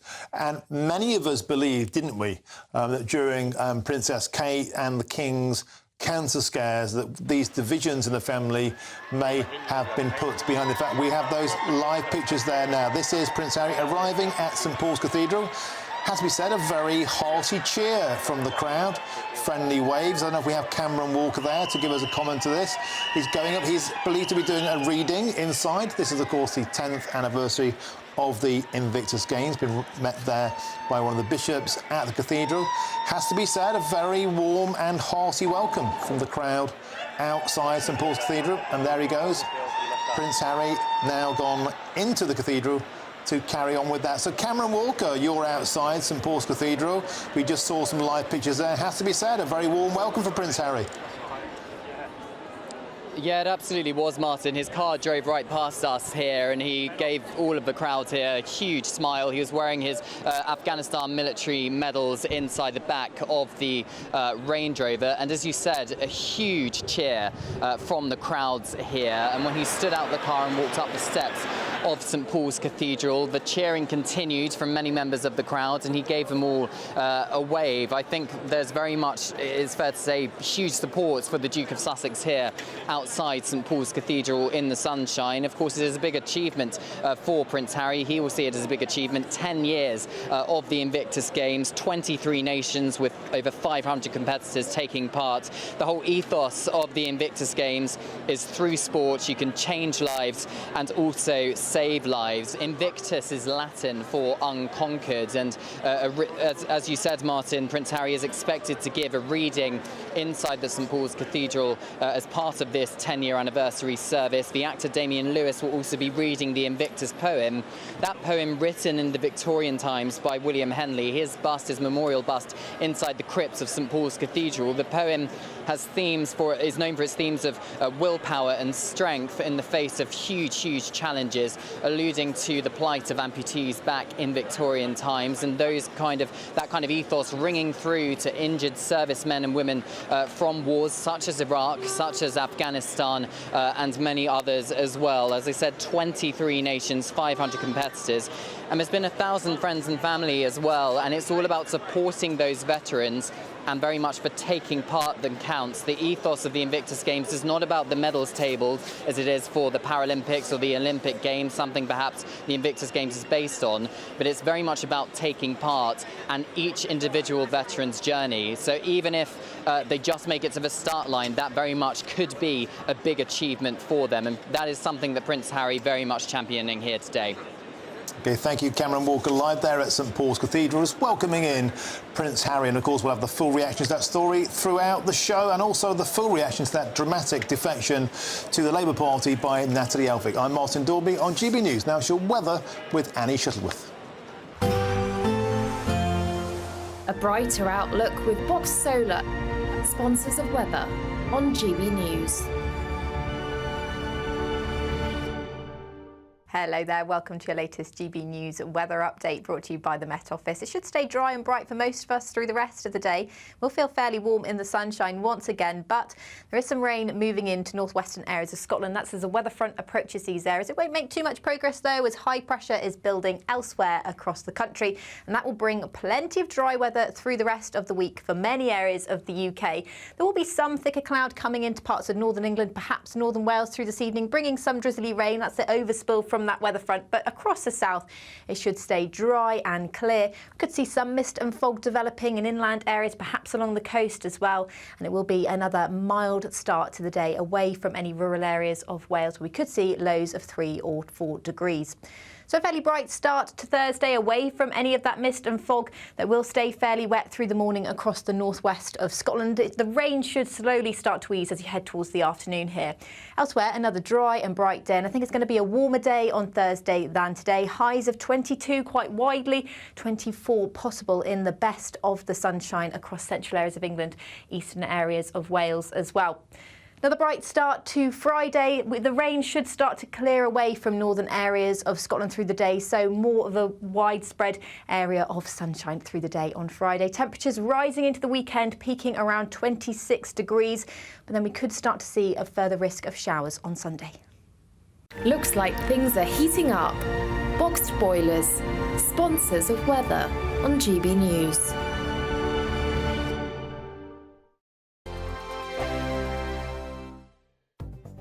The latest GB News travel. Good afternoon, I'm Jules Buckley. The westbound M62 at the turn off from Mill Road Junction 21. Lane 1's combed off, a vehicle undergoing a tyre change, slow going. The London-bound M20 shut from Junction 3 to 1. That's the M26 towards the M25 for a lorry fire, but it's coping fairly well. Eastbound M27, 8 towards Fareham at 9. Slow going, the inside lanes after a broken down lorry. Half an hour's worth of queues northbound at the M5 around Bridgewater, 24 to 23 queuing at the scene of a collision. And the westbound M4 towards Swansea, slow going, 42 to 43 Llandarcy at the scene of an earlier collision. Strike action affecting today Avanti West Coast trains, Chiltern, Cross Country, East Midlands Railway, GWR, Heathrow Express, London North Western and West Midlands. And that's your latest. You can stay up to date throughout the day by visiting our website gbnews.com. It's the biggest cash prize we've given away to date. An incredible £20,000 that you could use however you like. And because it's totally tax-free, every single penny will be in your bank account to do whatever you like with. £20,000 in tax-free cash really could be yours this summer. But you've got to be in it to win it. For another chance to win £20,000 in tax-free cash, text PRIZE to 63232. Text costs £2 plus 1 standard network rate message. Or post your name and number to GB05 PO Box 8690 Derby DE1 9TT. UK only. Entrance must be 18 or over. Lines close at 5 p.m. on the 31st of May. Full terms and privacy notice at gbnews.com/win. Please check the closing time if listening or watching on demand. Good luck. Are the newspapers getting you down? My wife didn't divorce me that month. Struggling to separate the wheat from the chaff? I know that it's a bit of a circus at the best of times.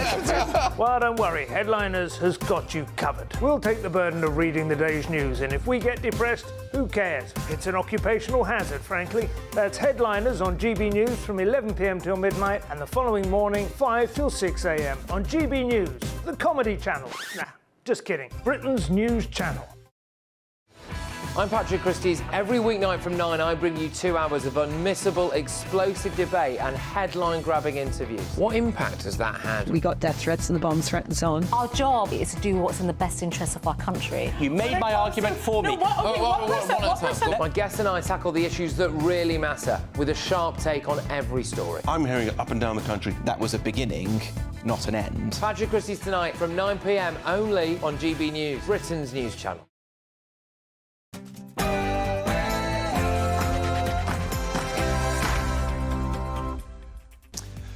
A very good afternoon to you. It's 5 p.m. and welcome to the Martin Daubney Show on GB News, and we're broadcasting live from the heart of Westminster all across the UK. Coming up on today's show, Prince Harry has just arrived at St Paul's Cathedral. You can see pictures on your screens now just from a few moments ago.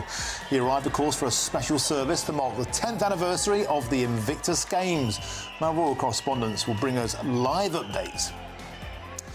And we'll also get reaction to that bombshell news for Rishi Sunak earlier on today that one of his MPs has dramatically defected to the Labour Party. Nathalie Elphicke says the Tories have become a byword for incompetence and division. We'll have the latest on the defection that's divided politics. And a new report by two former Tory ministers is calling for the Home Office to be split up because it is incapable of controlling immigration. Now, do those guys have a point? Or, having spectacularly failed to control our borders themselves, are they merely looking for a scapegoat? And that's all coming up in your next action-packed hour.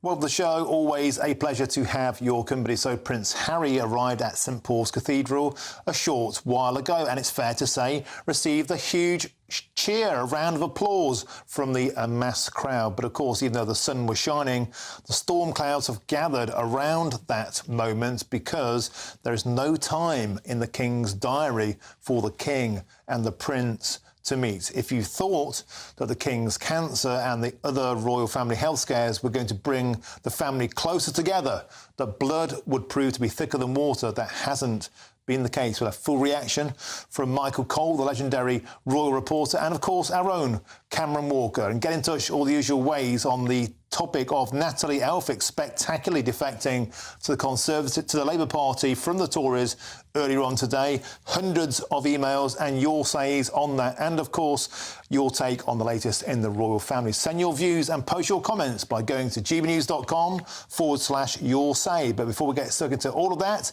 it's your headlines, and it's Sam Francis.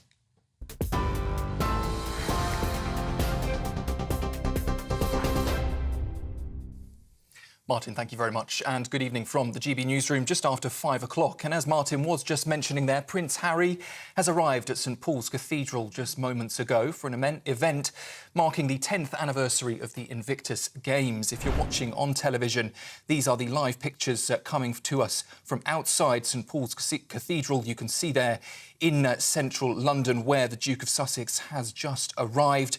He's expected to be giving a speech and a reading in front of various representatives from nations participating in the Invictus Games, and also to sick and injured service personnel and veterans during the service in the cathedral today. The Duke of Sussex, though, says he does hope to see his father soon. That's after the King's full programme meant the pair were forced to skip a reunion while Prince Harry is in the UK this week. It's the Prince's first visit to Britain since February after the King's cancer diagnosis. A second Conservative MP in 2 weeks has switched to Labour. Nathalie Elphicke, who represents Dover, says she made the decision because Rishi Sunak's leading a tired and chaotic government. It's the latest in a dramatic drop in the government's working majority since the last general election, from more than 80 seats to now less than 50. Today's defection was announced just moments before Sir Keir Starmer spoke during Prime Minister's questions.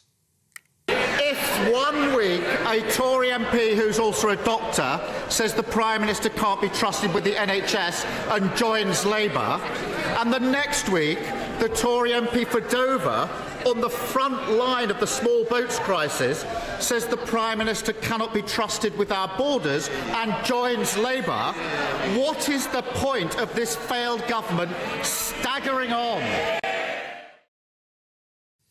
Well, the Prime Minister steered clear of Labour's newest MP and instead he paid tribute to the now former Mayor of the West Midlands.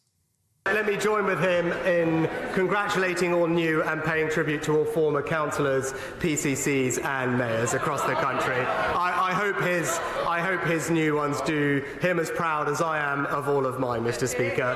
Great leaders like Andy Street, who leave behind a strong legacy of more homes, more jobs and more investment, in sharp contrast to the legacy left by the last Labour government, which was a letter joking that there was no money left.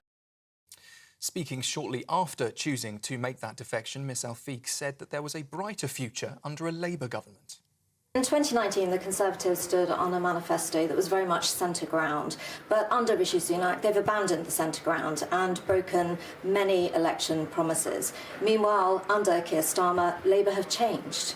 And I think that change is going to bring a much better future for our country, and that's why I was so keen to join the Labour Party and play my part in bringing that important future forward. Nathalie Elphicke there speaking earlier. Well, in other news today, banking group TSB has announced it's to close 36 of its branches and cut 250 jobs across the business as more customers are opting for online banking. Most of the lost positions will be in the bank's fraud department, the central operations department and in high street branches. It comes as about 96% of transactions in banks now take place outside of a branch, while in-store transactions have fallen by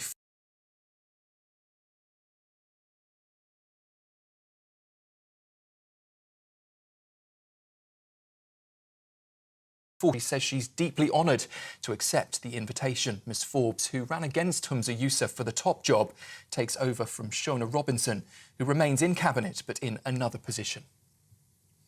And we've heard this afternoon that planned strikes by hundreds of workers at Heathrow Airport have been called off after a new offer was made in a bid to resolve a dispute over the outsourcing of jobs there. Members of the Unite Union were due to walk out tomorrow until next Monday. But workers, including security guards and passenger assistance staff, will now be balloted on that new offer. Social media influencer Andrew Tate has been served with court papers at his home in Romania, according to lawyers on behalf of 4 alleged victims. The firm says 4 British women are bringing a case against Tate at the High Court in the UK after the Crown Prosecution Service had decided not to prosecute in 2019. All of the women allege that Tate raped them and assaulted them and are seeking damages for the injuries they say they suffered as a result.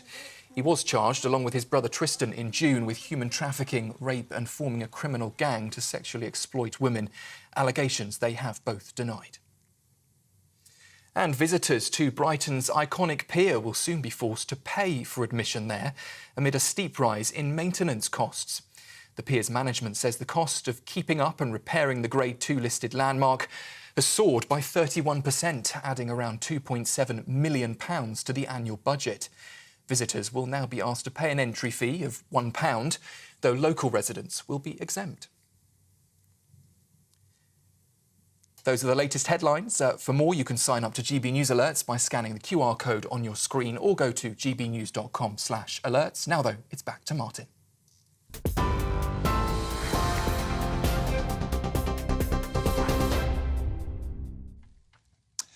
Thank you, Sam. Now we start this hour with Prince Harry's return to the UK, and he arrived in the past half hour to take part in a service at St Paul's Cathedral, celebrating the 10th anniversary of the Invictus Games. You can see the Prince there arriving a short moment ago on those steps up to St Paul's. But while he's in the UK, he won't be meeting his father, the King. A spokesperson for Prince Harry said His Majesty's full programme meant there was no time for them to get together.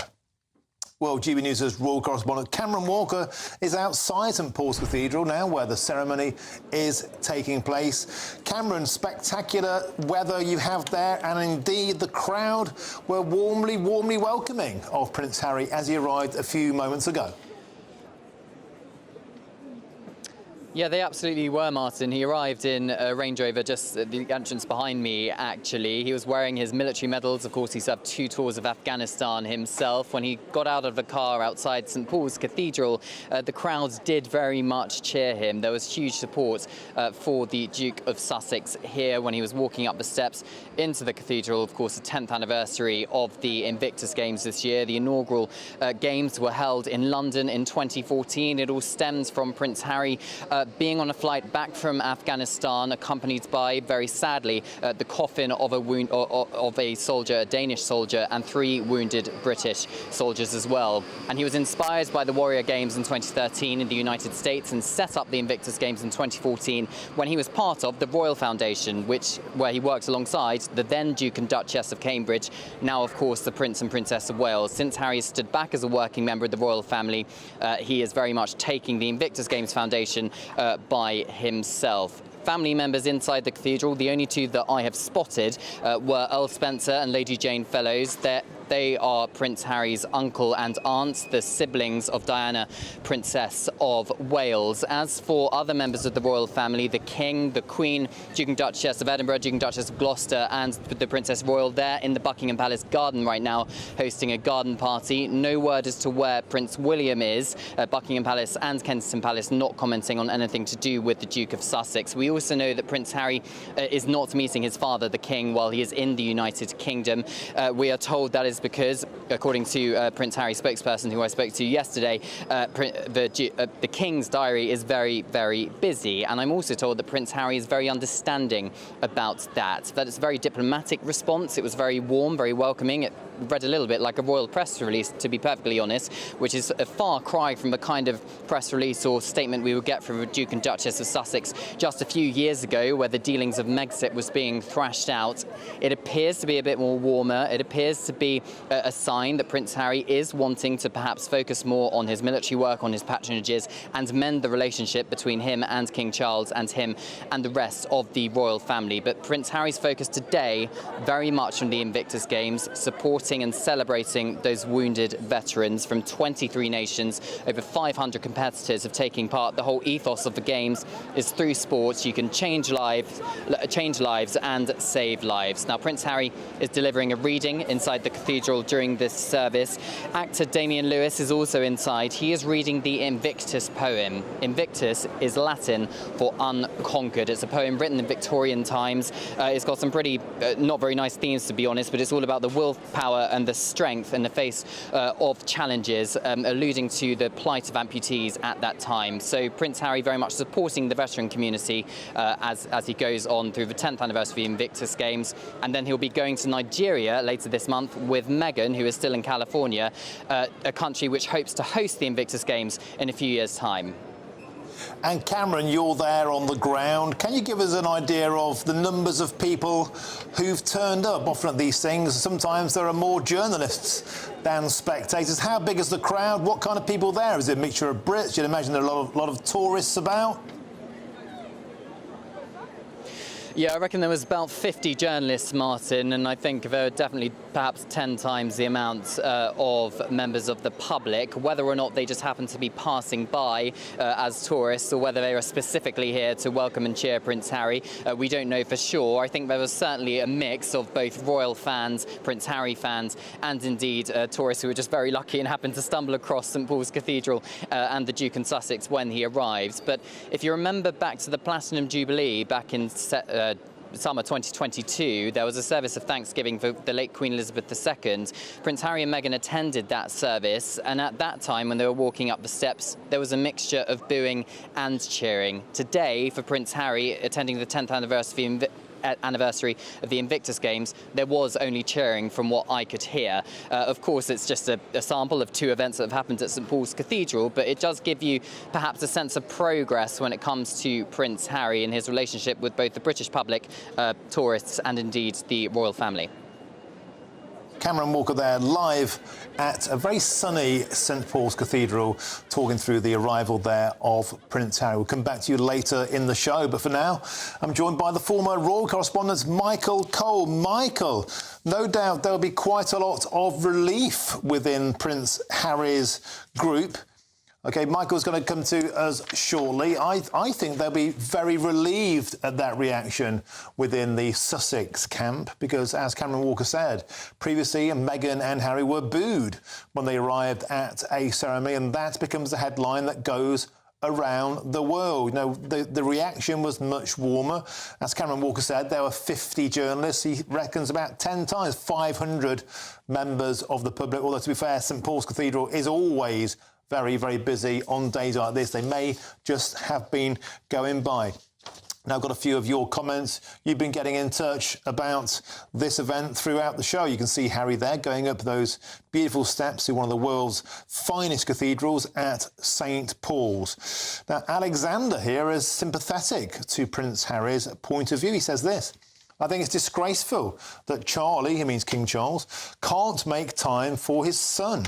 Considering Harry has told us about his mental health issues in the past, it's terrible for him to be ignored in this way. And in fact, Harry, not Harry, I'm assuming himself, furthers that opinion, said, I have every sympathy for Harry. It's not fair to shut him out like this. However, Anne has the opposite view. She says this: King Charles being treated for cancer does not need any more anxiety and stress caused by Harry and Meghan. The royal family cannot trust Harry and Meghan Markle. The damage has been done. Charles and Kate cannot take the chance of any more distress. It will not help their well-being. And we can now cross to Michael Cole. Michael, so a very positive welcome for the Prince there. No doubt there'll be a huge sigh of relief from within Camp Sussex.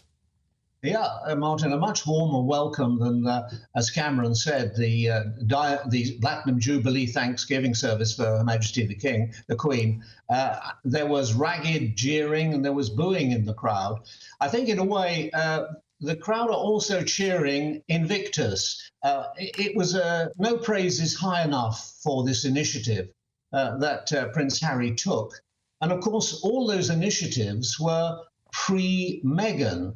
The Sentabile African charity, his 2 tours of duty in Afghanistan, serving his country as a commander of an Apache attack helicopter. And of course, Invictus, a brilliant concept, but he didn't do it alone. The Ministry of Defence was heavily involved and still is, and were his brother and his sister-in-law. They were extremely close at that time. They'd only recently been married, and Prince Harry was in their apartment at Kensington Palace more or less all the time. I think Prince William got a bit fed up with having his younger brother around his brand new wife all the time. And that's how close they were. And that actually shows you how very, very deep this schism is in the royal family, with the California 2 over there in the hilltop fortress and the royal family over here getting on with work. But this action, this non-meeting of the king, that's very much a right royal flea in the Prince Harry's ear from the king. Words have power, actions have reactions. And I think what we're seeing now, a lot of people will be saying about time too, because the things that have been said by the Duke and Duchess of Sussex over the last 4 or 5 years have been very wounding, very unkind, very unjust. And they've attacked the King, Queen Camilla, as she is now, Prince William, of course, and most egregiously, Kate, the Princess of Wales, who, of course, is enduring her cancer treatment at the same time as bringing up 3 young children. All of that is going to be very, very hard to stomach by the royal family. And I think they're showing their displeasure after all that's gone on. Because it's not nice in any family when there's a falling out. But with the royal family and with these 2 brothers who couldn't have had lives of greater privilege and greater advantage, to see them falling out and fighting as they are, daggers drawn, is so sad. And you mentioned, and Cameron mentioned, their mother, Diana, Princess of Wales, much missed, and her sister and brother there today. She always wanted those boys. In fact, she made them swear always to be there to support each other and to love each other. And they did that. And now Harry is back in the city of his birth. I hope he reflects upon her words and perhaps starts to do something about it. Yeah, let's hope some good can come of it. And certainly for now, Michael Cole, a very, very warm reception for Prince Harry today. And may I say, looking resplendent in your wonderful fuchsia pink tie on this wonderful summer's day. Michael Cole, always an absolute delight to have you on the show. Giving us a royal wave with that tie to see us off. Now, you get lots more on that story on our website. And thanks to you, GBNews.com is the fastest growing national news website in the country.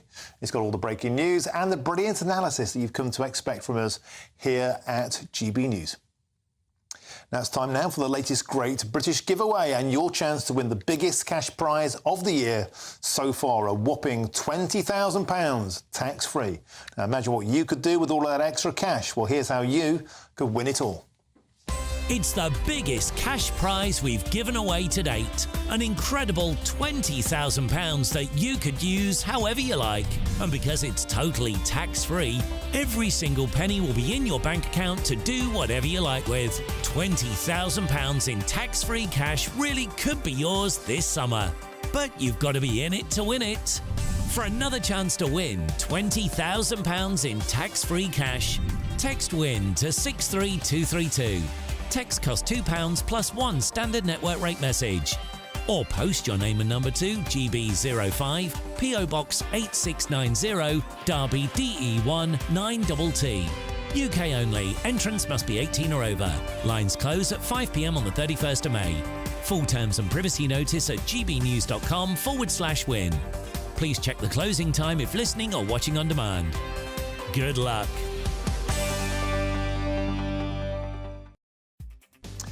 Now, don't go anywhere as we're getting all the latest reaction to the other big news story of the day. And of course, it's that bombshell news for Rishi Sunak that one of his MPs has dramatically defected to the Labour Party, Nathalie Elphicke in Dover, now a Labour MP. And we'll get reaction from a former Labour Party spokesperson after this.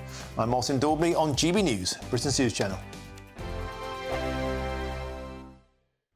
2024, a battleground year. The year the nation decides. As the parties gear up their campaigns for the next general election. Who will be left standing when the British people make one of the biggest decisions of their lives? Who will rise? And who will fall? Let's find out together. For every moment, the highs, the lows, the twists and turns. We'll be with you for every step of this journey. In 2024, GB News is Britain's election channel.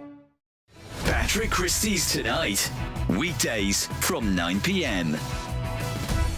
Today is a good day for the King, a good day for Britain. I'm sure you'll be hoping that those Not My King morons decide to give it a rest for a little while, because he is still dealing with an illness, isn't he?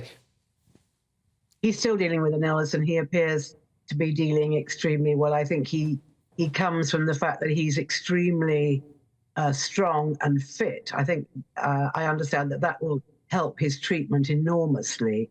And I think, as your professor was saying, it's the fatigue that can be a brutal thing when you're trying to lead a normal life with cancer. But I think that it's going to really help him psychologically to get out there, and people are going to be giving him enormous support. I mean, I know, as you say, there's an anti-monarchy brigade, but there's been an anti-monarchy brigade since there's been a monarchy. So that is not such a big deal. It has always been there.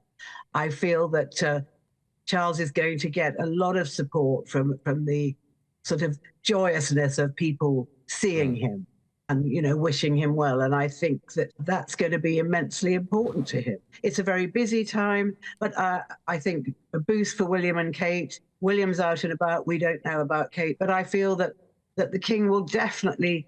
It's a very busy time coming up with the anniversary of D-Day in Normandy, which I know he will be desperate to be a part of. Then there's the big royal season, the trooping the colour, the Garter ceremony, royal ascot, and then he is hosting the Emperor and Empress of Japan at the end of June. So it's a absolutely packed month for someone that is presumably going to get very tired. Yes, indeed. I mean, if he gets through all of that, I think that will be absolutely massive, won't it? GB News is the home of free speech. We were created to champion it, and we deliver it day in, day out. Free speech allows us all to explore and debate openly the issues most important to us, our families, and of course, the British people. Having challenging conversations to enlighten each other. Which is why we hear all sides of the argument. We are the People's Channel. We will always stand by the freedom to express yourself. On TV, radio and online. This is GB News, Britain's news channel.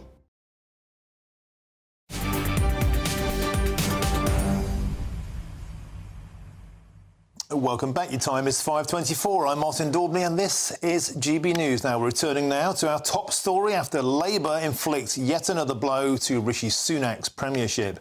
Earlier on today, Tory MP Nathalie Elphicke defected spectacularly to the Labour Party, hitting out at what she described as the broken promises of Rishi Sunak's tired and chaotic government. Well, the Dover MP crossed the floor in the House of Commons just moments before Prime Minister's question times earlier today at midday. And in her statement, she added, from small boats to biosecurity, Rishi Sunak's government is failing to keep our borders safe and secure. Lives are being lost in the English Channel, while small boat arrivals are once again at record levels. Well, joining me now live from Dover is GB News reporter Will Hollis. Will, it's a defection nobody saw coming, not even the Prime Minister himself. Jonathan Gullis, the Deputy Chair of the party, saw this unrolling live in real time in Parliament. Nobody saw it come in. It's rocked politics. Bring us up to speed.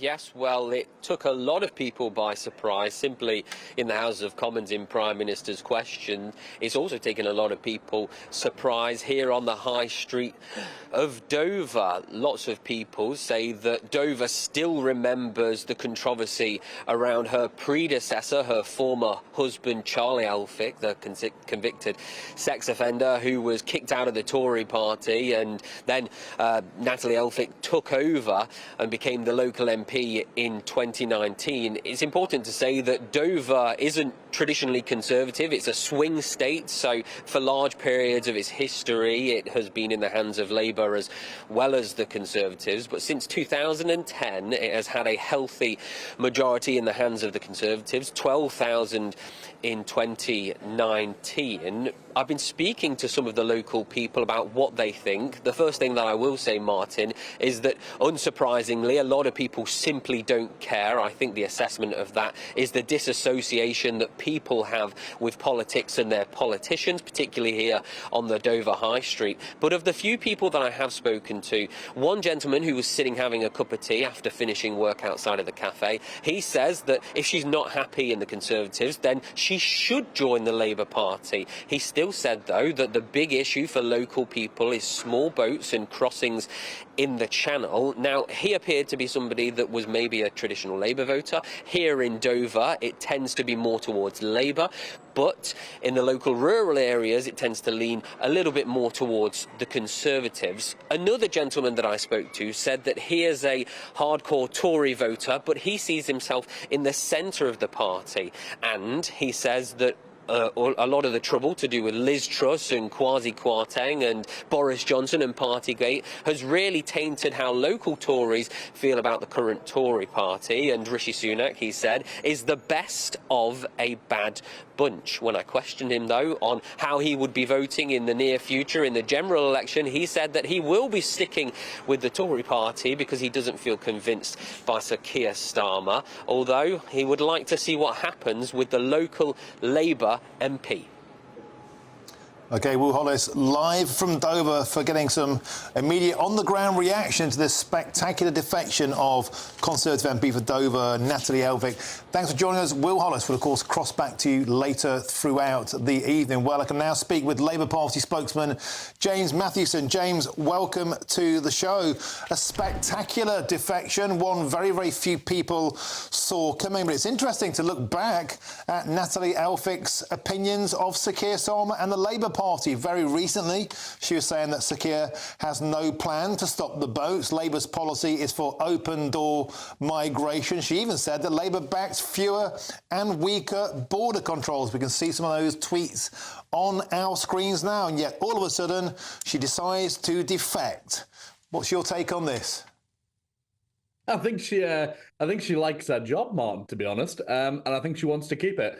And I think the tide has changed. It doesn't surprise me one bit. And obviously the party's not going to turn down a defection like this, the Labour Party's point of view. They're going to accept it. And of course they're going to be thrilled to welcome Nathalie Elphicke onto the Labour benches. But I do think, we're seeing the start of this, where Rishi Sunak's very carefully cultivated house of cards is just going to start tumbling, because things like this that they don't see coming are huge. You know, as Jonathan Gullis said earlier, you know, they didn't see this coming. Nobody in the Tory party saw this coming. Nobody in the Labour Party saw this coming. That really means that it's reactive. And Nathalie Elphicke's probably made the jump, you know, in a very reactive way after the local elections and thought, well, I can be more comfortable in the Labour Party than I ever could have been previously, because it's obviously a broad church in the work the party's done to reform itself. But at the same time, I am not going to keep my seat in the Tory party, and I'm no longer comfortable, you know, with that, because she'll have been getting a lot of grief, no doubt, from constituents, family members, friends, all that kind of stuff. And that pressure will be equal on all of the Tory MPs as well.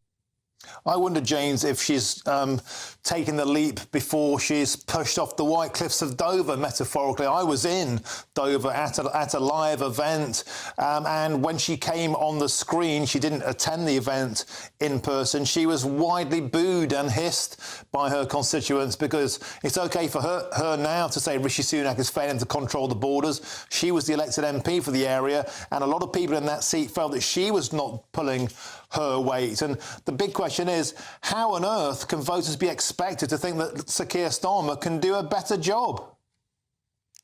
Well, I think that tells you a lot about where the Tory party is, because people now, including Tory MPs, are just saying, look, how bad can it be the other way? How bad can it be to give somebody else a chance? 14 years of Tory government, 14 years of failure after failure. We've had a lettuce for a prime minister. You know, in this amount of time that we've seen the most chaos you've ever seen in British politics under the same political party, under the same banner. And at the end of the day, I think people are just saying, look, I don't care who it is. We'll see somebody else in charge, but Labour, crucially, can't take that for granted. They still have to put forward exciting and bold offers on the policy front, because their traditional supporters will only come out if they're excited by the prospect of a Labour government. That's something Tony Blair had in 1997. He had excitement running through the country. And whilst, you know, Tony Blair does not represent my kind of Labour politics, he had that excitement contagious across the nation. Keir Starmer and Rachel Reeves and the entire front bench need to cultivate that with some exciting policies. Otherwise, it's just going to be relying on the fact that they're not the Tories, which seems to be pretty good at the moment, but I don't think it'll last. OK, Labour Party spokesman James Mathewson, as you say, we had a lettuce for a Prime Minister. Is this third defection the tip of the iceberg? Boom, boom. Thanks, James. Always a pleasure to have you on the show. And there's loads more still to come between now and 6 o'clock, including a report which says that the BBC must reflect public concerns about immigration.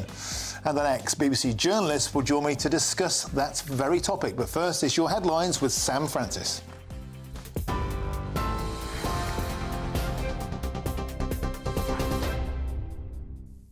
Martin, thank you. 5:32 and the top stories from the newsroom tonight. Prince Harry has arrived at St Paul's Cathedral for a service of thanksgiving to mark the 10th anniversary of the Invictus Games. The Duke of Sussex is giving a reading in front of representatives from various participating nations and sick and injured service personnel and veterans. But while he's back in the UK this week, he has confirmed his father doesn't have time to meet after the King's full programme meant the pair were forced to skip a reunion. It's the Prince's first visit to Britain since February, soon after the King's cancer diagnosis. The Conservatives have suffered another blow with the defection of Nathalie Elphicke to Labour. The Dover MP's criticised what she calls Rishi Sunak's chaotic government and claims that Labour has changed. Dan Poulter made the same switch less than a fortnight ago, while the Conservatives also lost hundreds of councillors and the Blackpool South by-election last week. Planned strikes by hundreds of workers at Heathrow Airport have been called off after a new offer was made in a bid to resolve a dispute over the outsourcing of jobs. Members of the Unite Union were due to walk out tomorrow until next Monday. However, workers including security guards and passenger assistance staff will now be balloted on that new offer. And last month was the hottest April ever recorded in Britain, continuing a streak of record-breaking temperatures for an 11th month. Scientists say that Europe is warming at a faster rate than anywhere else due to climate change caused by humans. And experts suggest with greenhouse gases still increasing, temperatures will keep going up, breaking more new records. That's the latest from the newsroom. Another update at 6 o'clock. Until then, you can sign up to GB News Alerts by scanning the QR code on your screen or go to gbnews.com/alerts.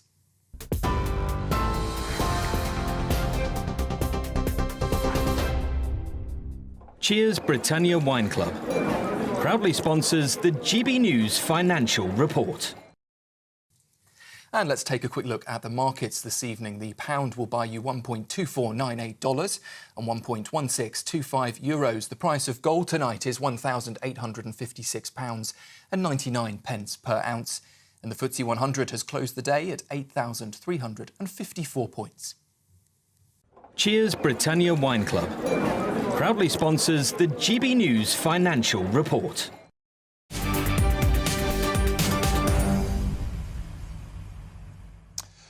Well, brace yourselves, because it's my favourite part of the show. I'm now joined by Michelle Dewberry, the queen of primetime political debate. Jews, what's on your menu? Hello, Martin. And my ears pricked up, by the way, at that last story in the headlines, the hottest April. Where? Because it certainly wasn't anywhere that I was stood. I can tell you that for free. Anyway, coming up on my show is all the usual things that you would expect. The absolute audacity of yet another MP who seems to think that they can just waltz across the floor for personal gain. I think it's appalling. And I think if you want to do that, they should be a forced by-election. Of course, I want to ask as well, seemingly why are so many people on the right so disorganised when it comes to politicking? You've got all these campaign groups on the left, Stop the Tories, the Coordinated Muslim Vote, you name it.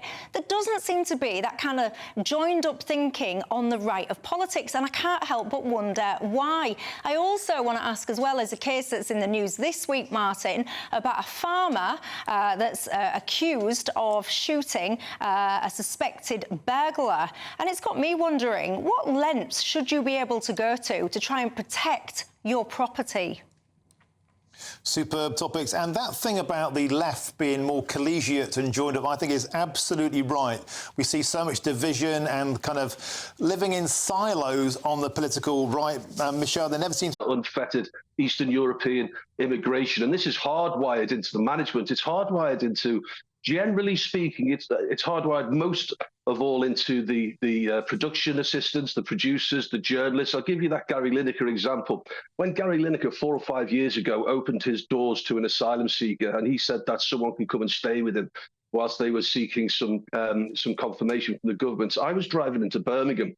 And I heard the news and I rang up my producer and said, listen, I've got a great idea for the talking point. It's a dead simple question. Would you welcome an asylum seeker into your home? It was the obvious question. And it would then sort of take both sides of the story. And I was told that after the station editor found out what I wanted to talk about, he said, no way, because of all the racists that were going to ring in. They weren't racist, Martin. They were just normal working class people with a very valid opinion. And he said, look, Dan, I want you to talk about a temporary speed reduction on the M6 going through the West Midlands to reduce air pollution. No wonder local radio shows and stations are losing, hemorrhaging audiences, because there's no connection with the working man and woman, because they're deemed quite often and so casually, Martin, they're just castigated as being racist. And this is great news. Now the BBC telling their staff it's okay to talk about immigration. It doesn't mean you're racist. They're 4 or 5 years too late. In fact, they're more than 5 years too late. I remember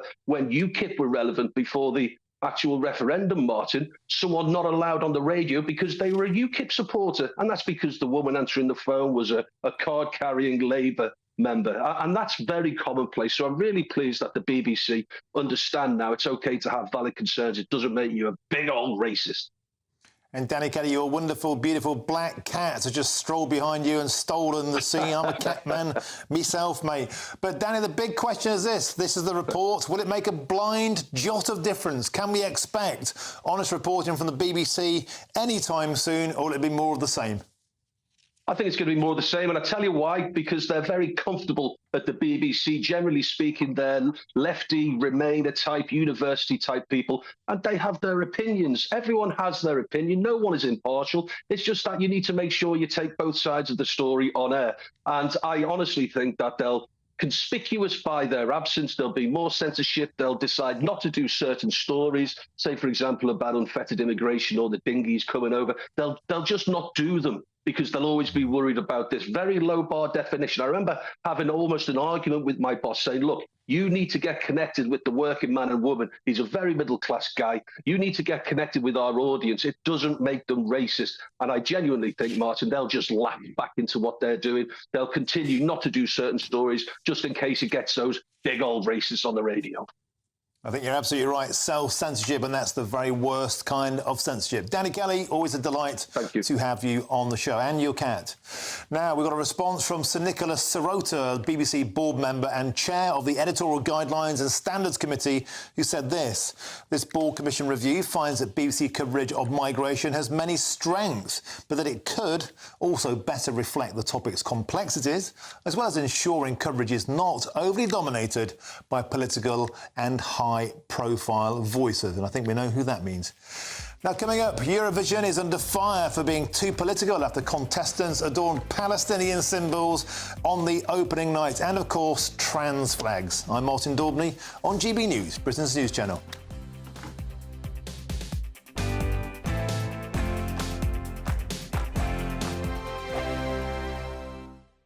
Hello there, welcome to your latest GB News weather update brought to you by the Met Office. It should stay dry and bright for most of us through the rest of the day. We'll feel fairly warm in the sunshine once again, but there is some rain moving into northwestern areas of Scotland. That's as a weather front approaches these areas. It won't make too much progress though, as high pressure is building elsewhere across the country, and that will bring plenty of dry weather through the rest of the week for many areas of the UK. There will be some thicker cloud coming into parts of northern England, perhaps northern Wales through this evening, bringing some drizzly rain. That's the overspill from that weather front, but across the south it should stay dry and clear. We could see some mist and fog developing in inland areas, perhaps along the coast as well, and it will be another mild start to the day away from any rural areas of Wales. We could see lows of 3 or 4 degrees. So a fairly bright start to Thursday, away from any of that mist and fog that will stay fairly wet through the morning across the northwest of Scotland. The rain should slowly start to ease as you head towards the afternoon here. Elsewhere, another dry and bright day, and I think it's going to be a warmer day on Thursday than today. Highs of 22 quite widely, 24 possible in the best of the sunshine across central areas of England, eastern areas of Wales as well. Another bright start to Friday. The rain should start to clear away from northern areas of Scotland through the day, so more of a widespread area of sunshine through the day on Friday. Temperatures rising into the weekend, peaking around 26 degrees, but then we could start to see a further risk of showers on Sunday. I'm Nana Acquia. This is GB News, Britain's news channel. Monday to Thursday nights on GB News with Dubes & Co from 6, followed by Farage at 7. At 8, Sir Jacob Rees-Mogg addresses the state of the nation. And at 9, join Patrick Christie's Tonight, followed by Headliners at 11. Only on GB News, Britain's news channel. Good afternoon, Britain. Good afternoon, Britain. Weekdays from midday, we bring you the most compelling stories from across the United Kingdom. And why it matters to you. From your doorstep to our inbox. That's right, we want to hear from you. Good afternoon, Britain. Only on GB News, the People's Channel, Britain's news channel. I'm Jacob Rees-Mogg, and this is GB News, Britain's news channel.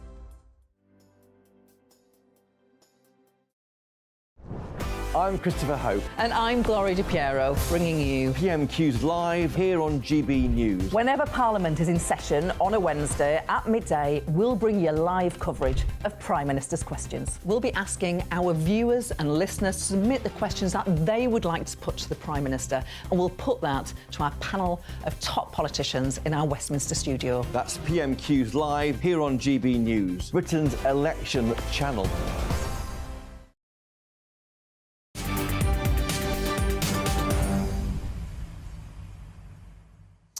Welcome back. Your time is 5:49. We're on the final furlong. I'm Martin Daubney on GB News. Now, Eurovision's organisers have said they regret the decision to allow Swedish contestant Eric Saad, of Palestinian origin, to wear a Palestinian scarf at the event's opening last night.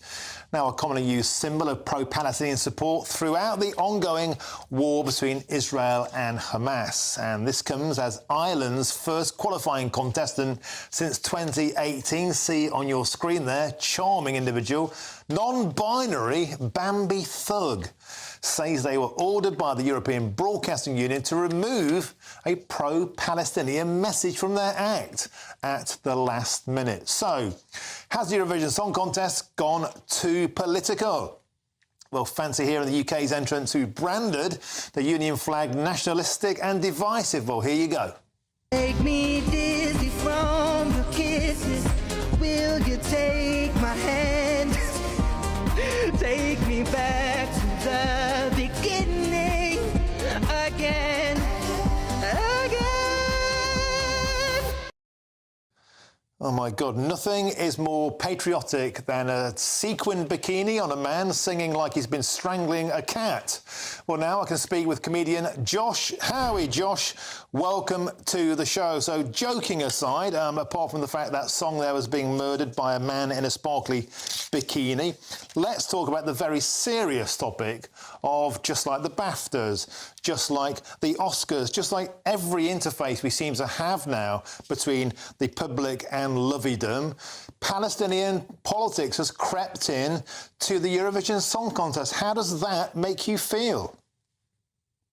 I actually think it's a good thing in that these people, like that Irish band that we saw, who are non-binary, are so stupid and so uneducated and ignorant that, yeah, there she is, or he is, or they are, or whatever, that I think that we need to show the kind of idiots who know nothing about the region, about the war, about October 7th, about any of it, so that everyone else can sort of have a warning, like, this is, if you want to be an idiot, this is who you are. So in a weird way, I think it's a good thing.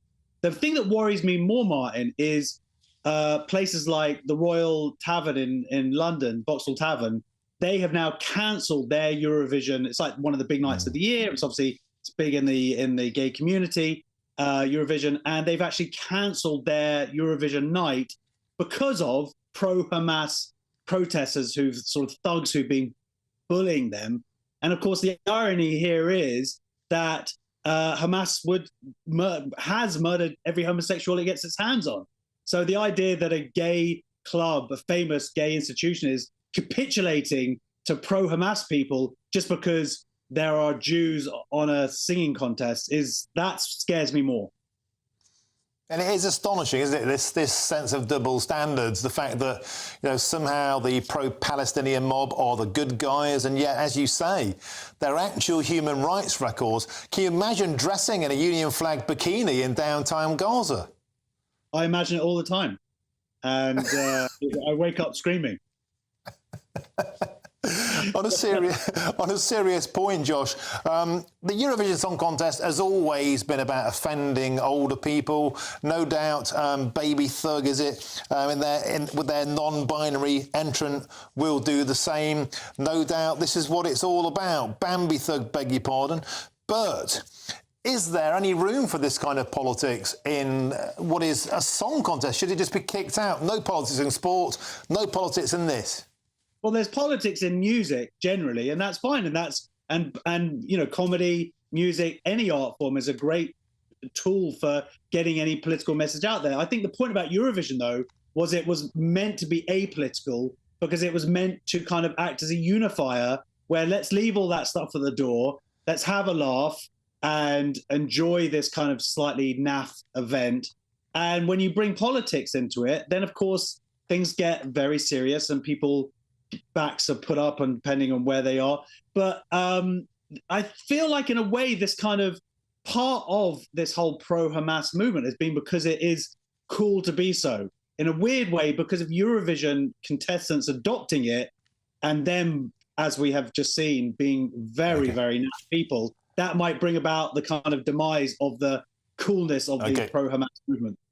OK, thank you, Josh Howie. We have to leave it there. Always a delight to have you on the show now. That's it from me. Dubes & Co. is up next, 6 till 7 p.m. Don't forget to join us from 6 a.m. tomorrow. It's Breakfast with Stephen and Ellie, followed by Britain's Newsroom at 9:30 with Andrew and Bev, and then Tom and Emily from 12, and then me. I'll be back at 3 p.m. I'm Martin Daubney, and this is GB News. But now it's time for your weather, and it's Annie Shuttleworth.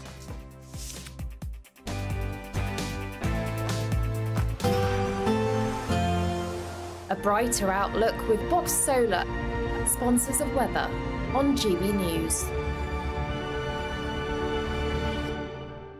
Hello there, welcome to your latest GB News weather update brought to you by the Met Office. It should stay dry and bright for most of us through the rest of the day. We'll feel fairly warm in the sunshine once again, but there is some rain moving into northwestern areas of Scotland. That's as a weather front approaches these areas. It won't make too much progress though, as high pressure is building elsewhere across the country, and that will bring plenty of dry weather through the rest of the week for many areas of the UK. There will be some thicker cloud coming into parts of northern England, perhaps northern Wales through this evening, bringing some drizzly rain. That's the overspill from that weather front, but across the south it should stay dry and clear. We could see some mist and fog developing in inland areas, perhaps along the coast as well, and it will be another mild start to the day away from any rural areas of Wales where we could see lows of 3 or 4 degrees. So a fairly bright start to Thursday away from any of that mist and fog that will stay fairly wet through the morning across the northwest of Scotland. The rain should slowly start to ease as you head towards the afternoon here. Elsewhere, another dry and bright day, and I think it's going to be a warmer day on Thursday than today. Highs of 22 quite widely, 24 possible in the best of the sunshine across central areas of England, eastern areas of Wales as well. Another bright start to Friday. The rain should start to clear away from northern areas of Scotland through the day, so more of a widespread area of sunshine through the day on Friday. Temperatures rising into the weekend, peaking around 26 degrees, but then we could start to see a further risk of showers on Sunday. That warm feeling inside from Boxed Boilers, sponsors of weather on GB News.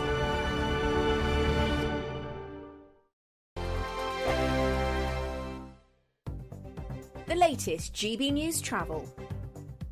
Good evening, I'm Johnny Ratner with the latest. Well, as we've been hearing with the ongoing industrial action this week on the trains, the following operators are not running any services across their network today. Those include Avanti West Coast, London North Western, Chiltern Cross Country, East Midlands and West Midlands. Very limited service for GWR, only running west of Reading out to the West Country and the southwest of England, with reduced service for both Heathrow and Stansted Express. Onto the roads, and there are long queues out of Birmingham up the A38M Aston Expressway towards the M6 from Dartmouth Circus. One lane's closed because of a technical issue. Very slow down the M1 towards Bedford, 14 to 13 lanes blocked by a breakdown, and there are still long queues up the M5 through Somerset, 24 to 23 near Bridgewater, following an earlier collision of queues through the centre of Bridgewater up the A38 as you were diverting. That's the latest. You can stay up to date throughout the day by visiting our website, gbnews.com. The next Great British Giveaway winner could be you, with a massive £20,000 in tax-free cash to be won. Imagine how you'd react getting that winning call from us. Hi, my name's Phil Cox, and I won the Great British Giveaway. I'd say, why not? What is it? The price of a text and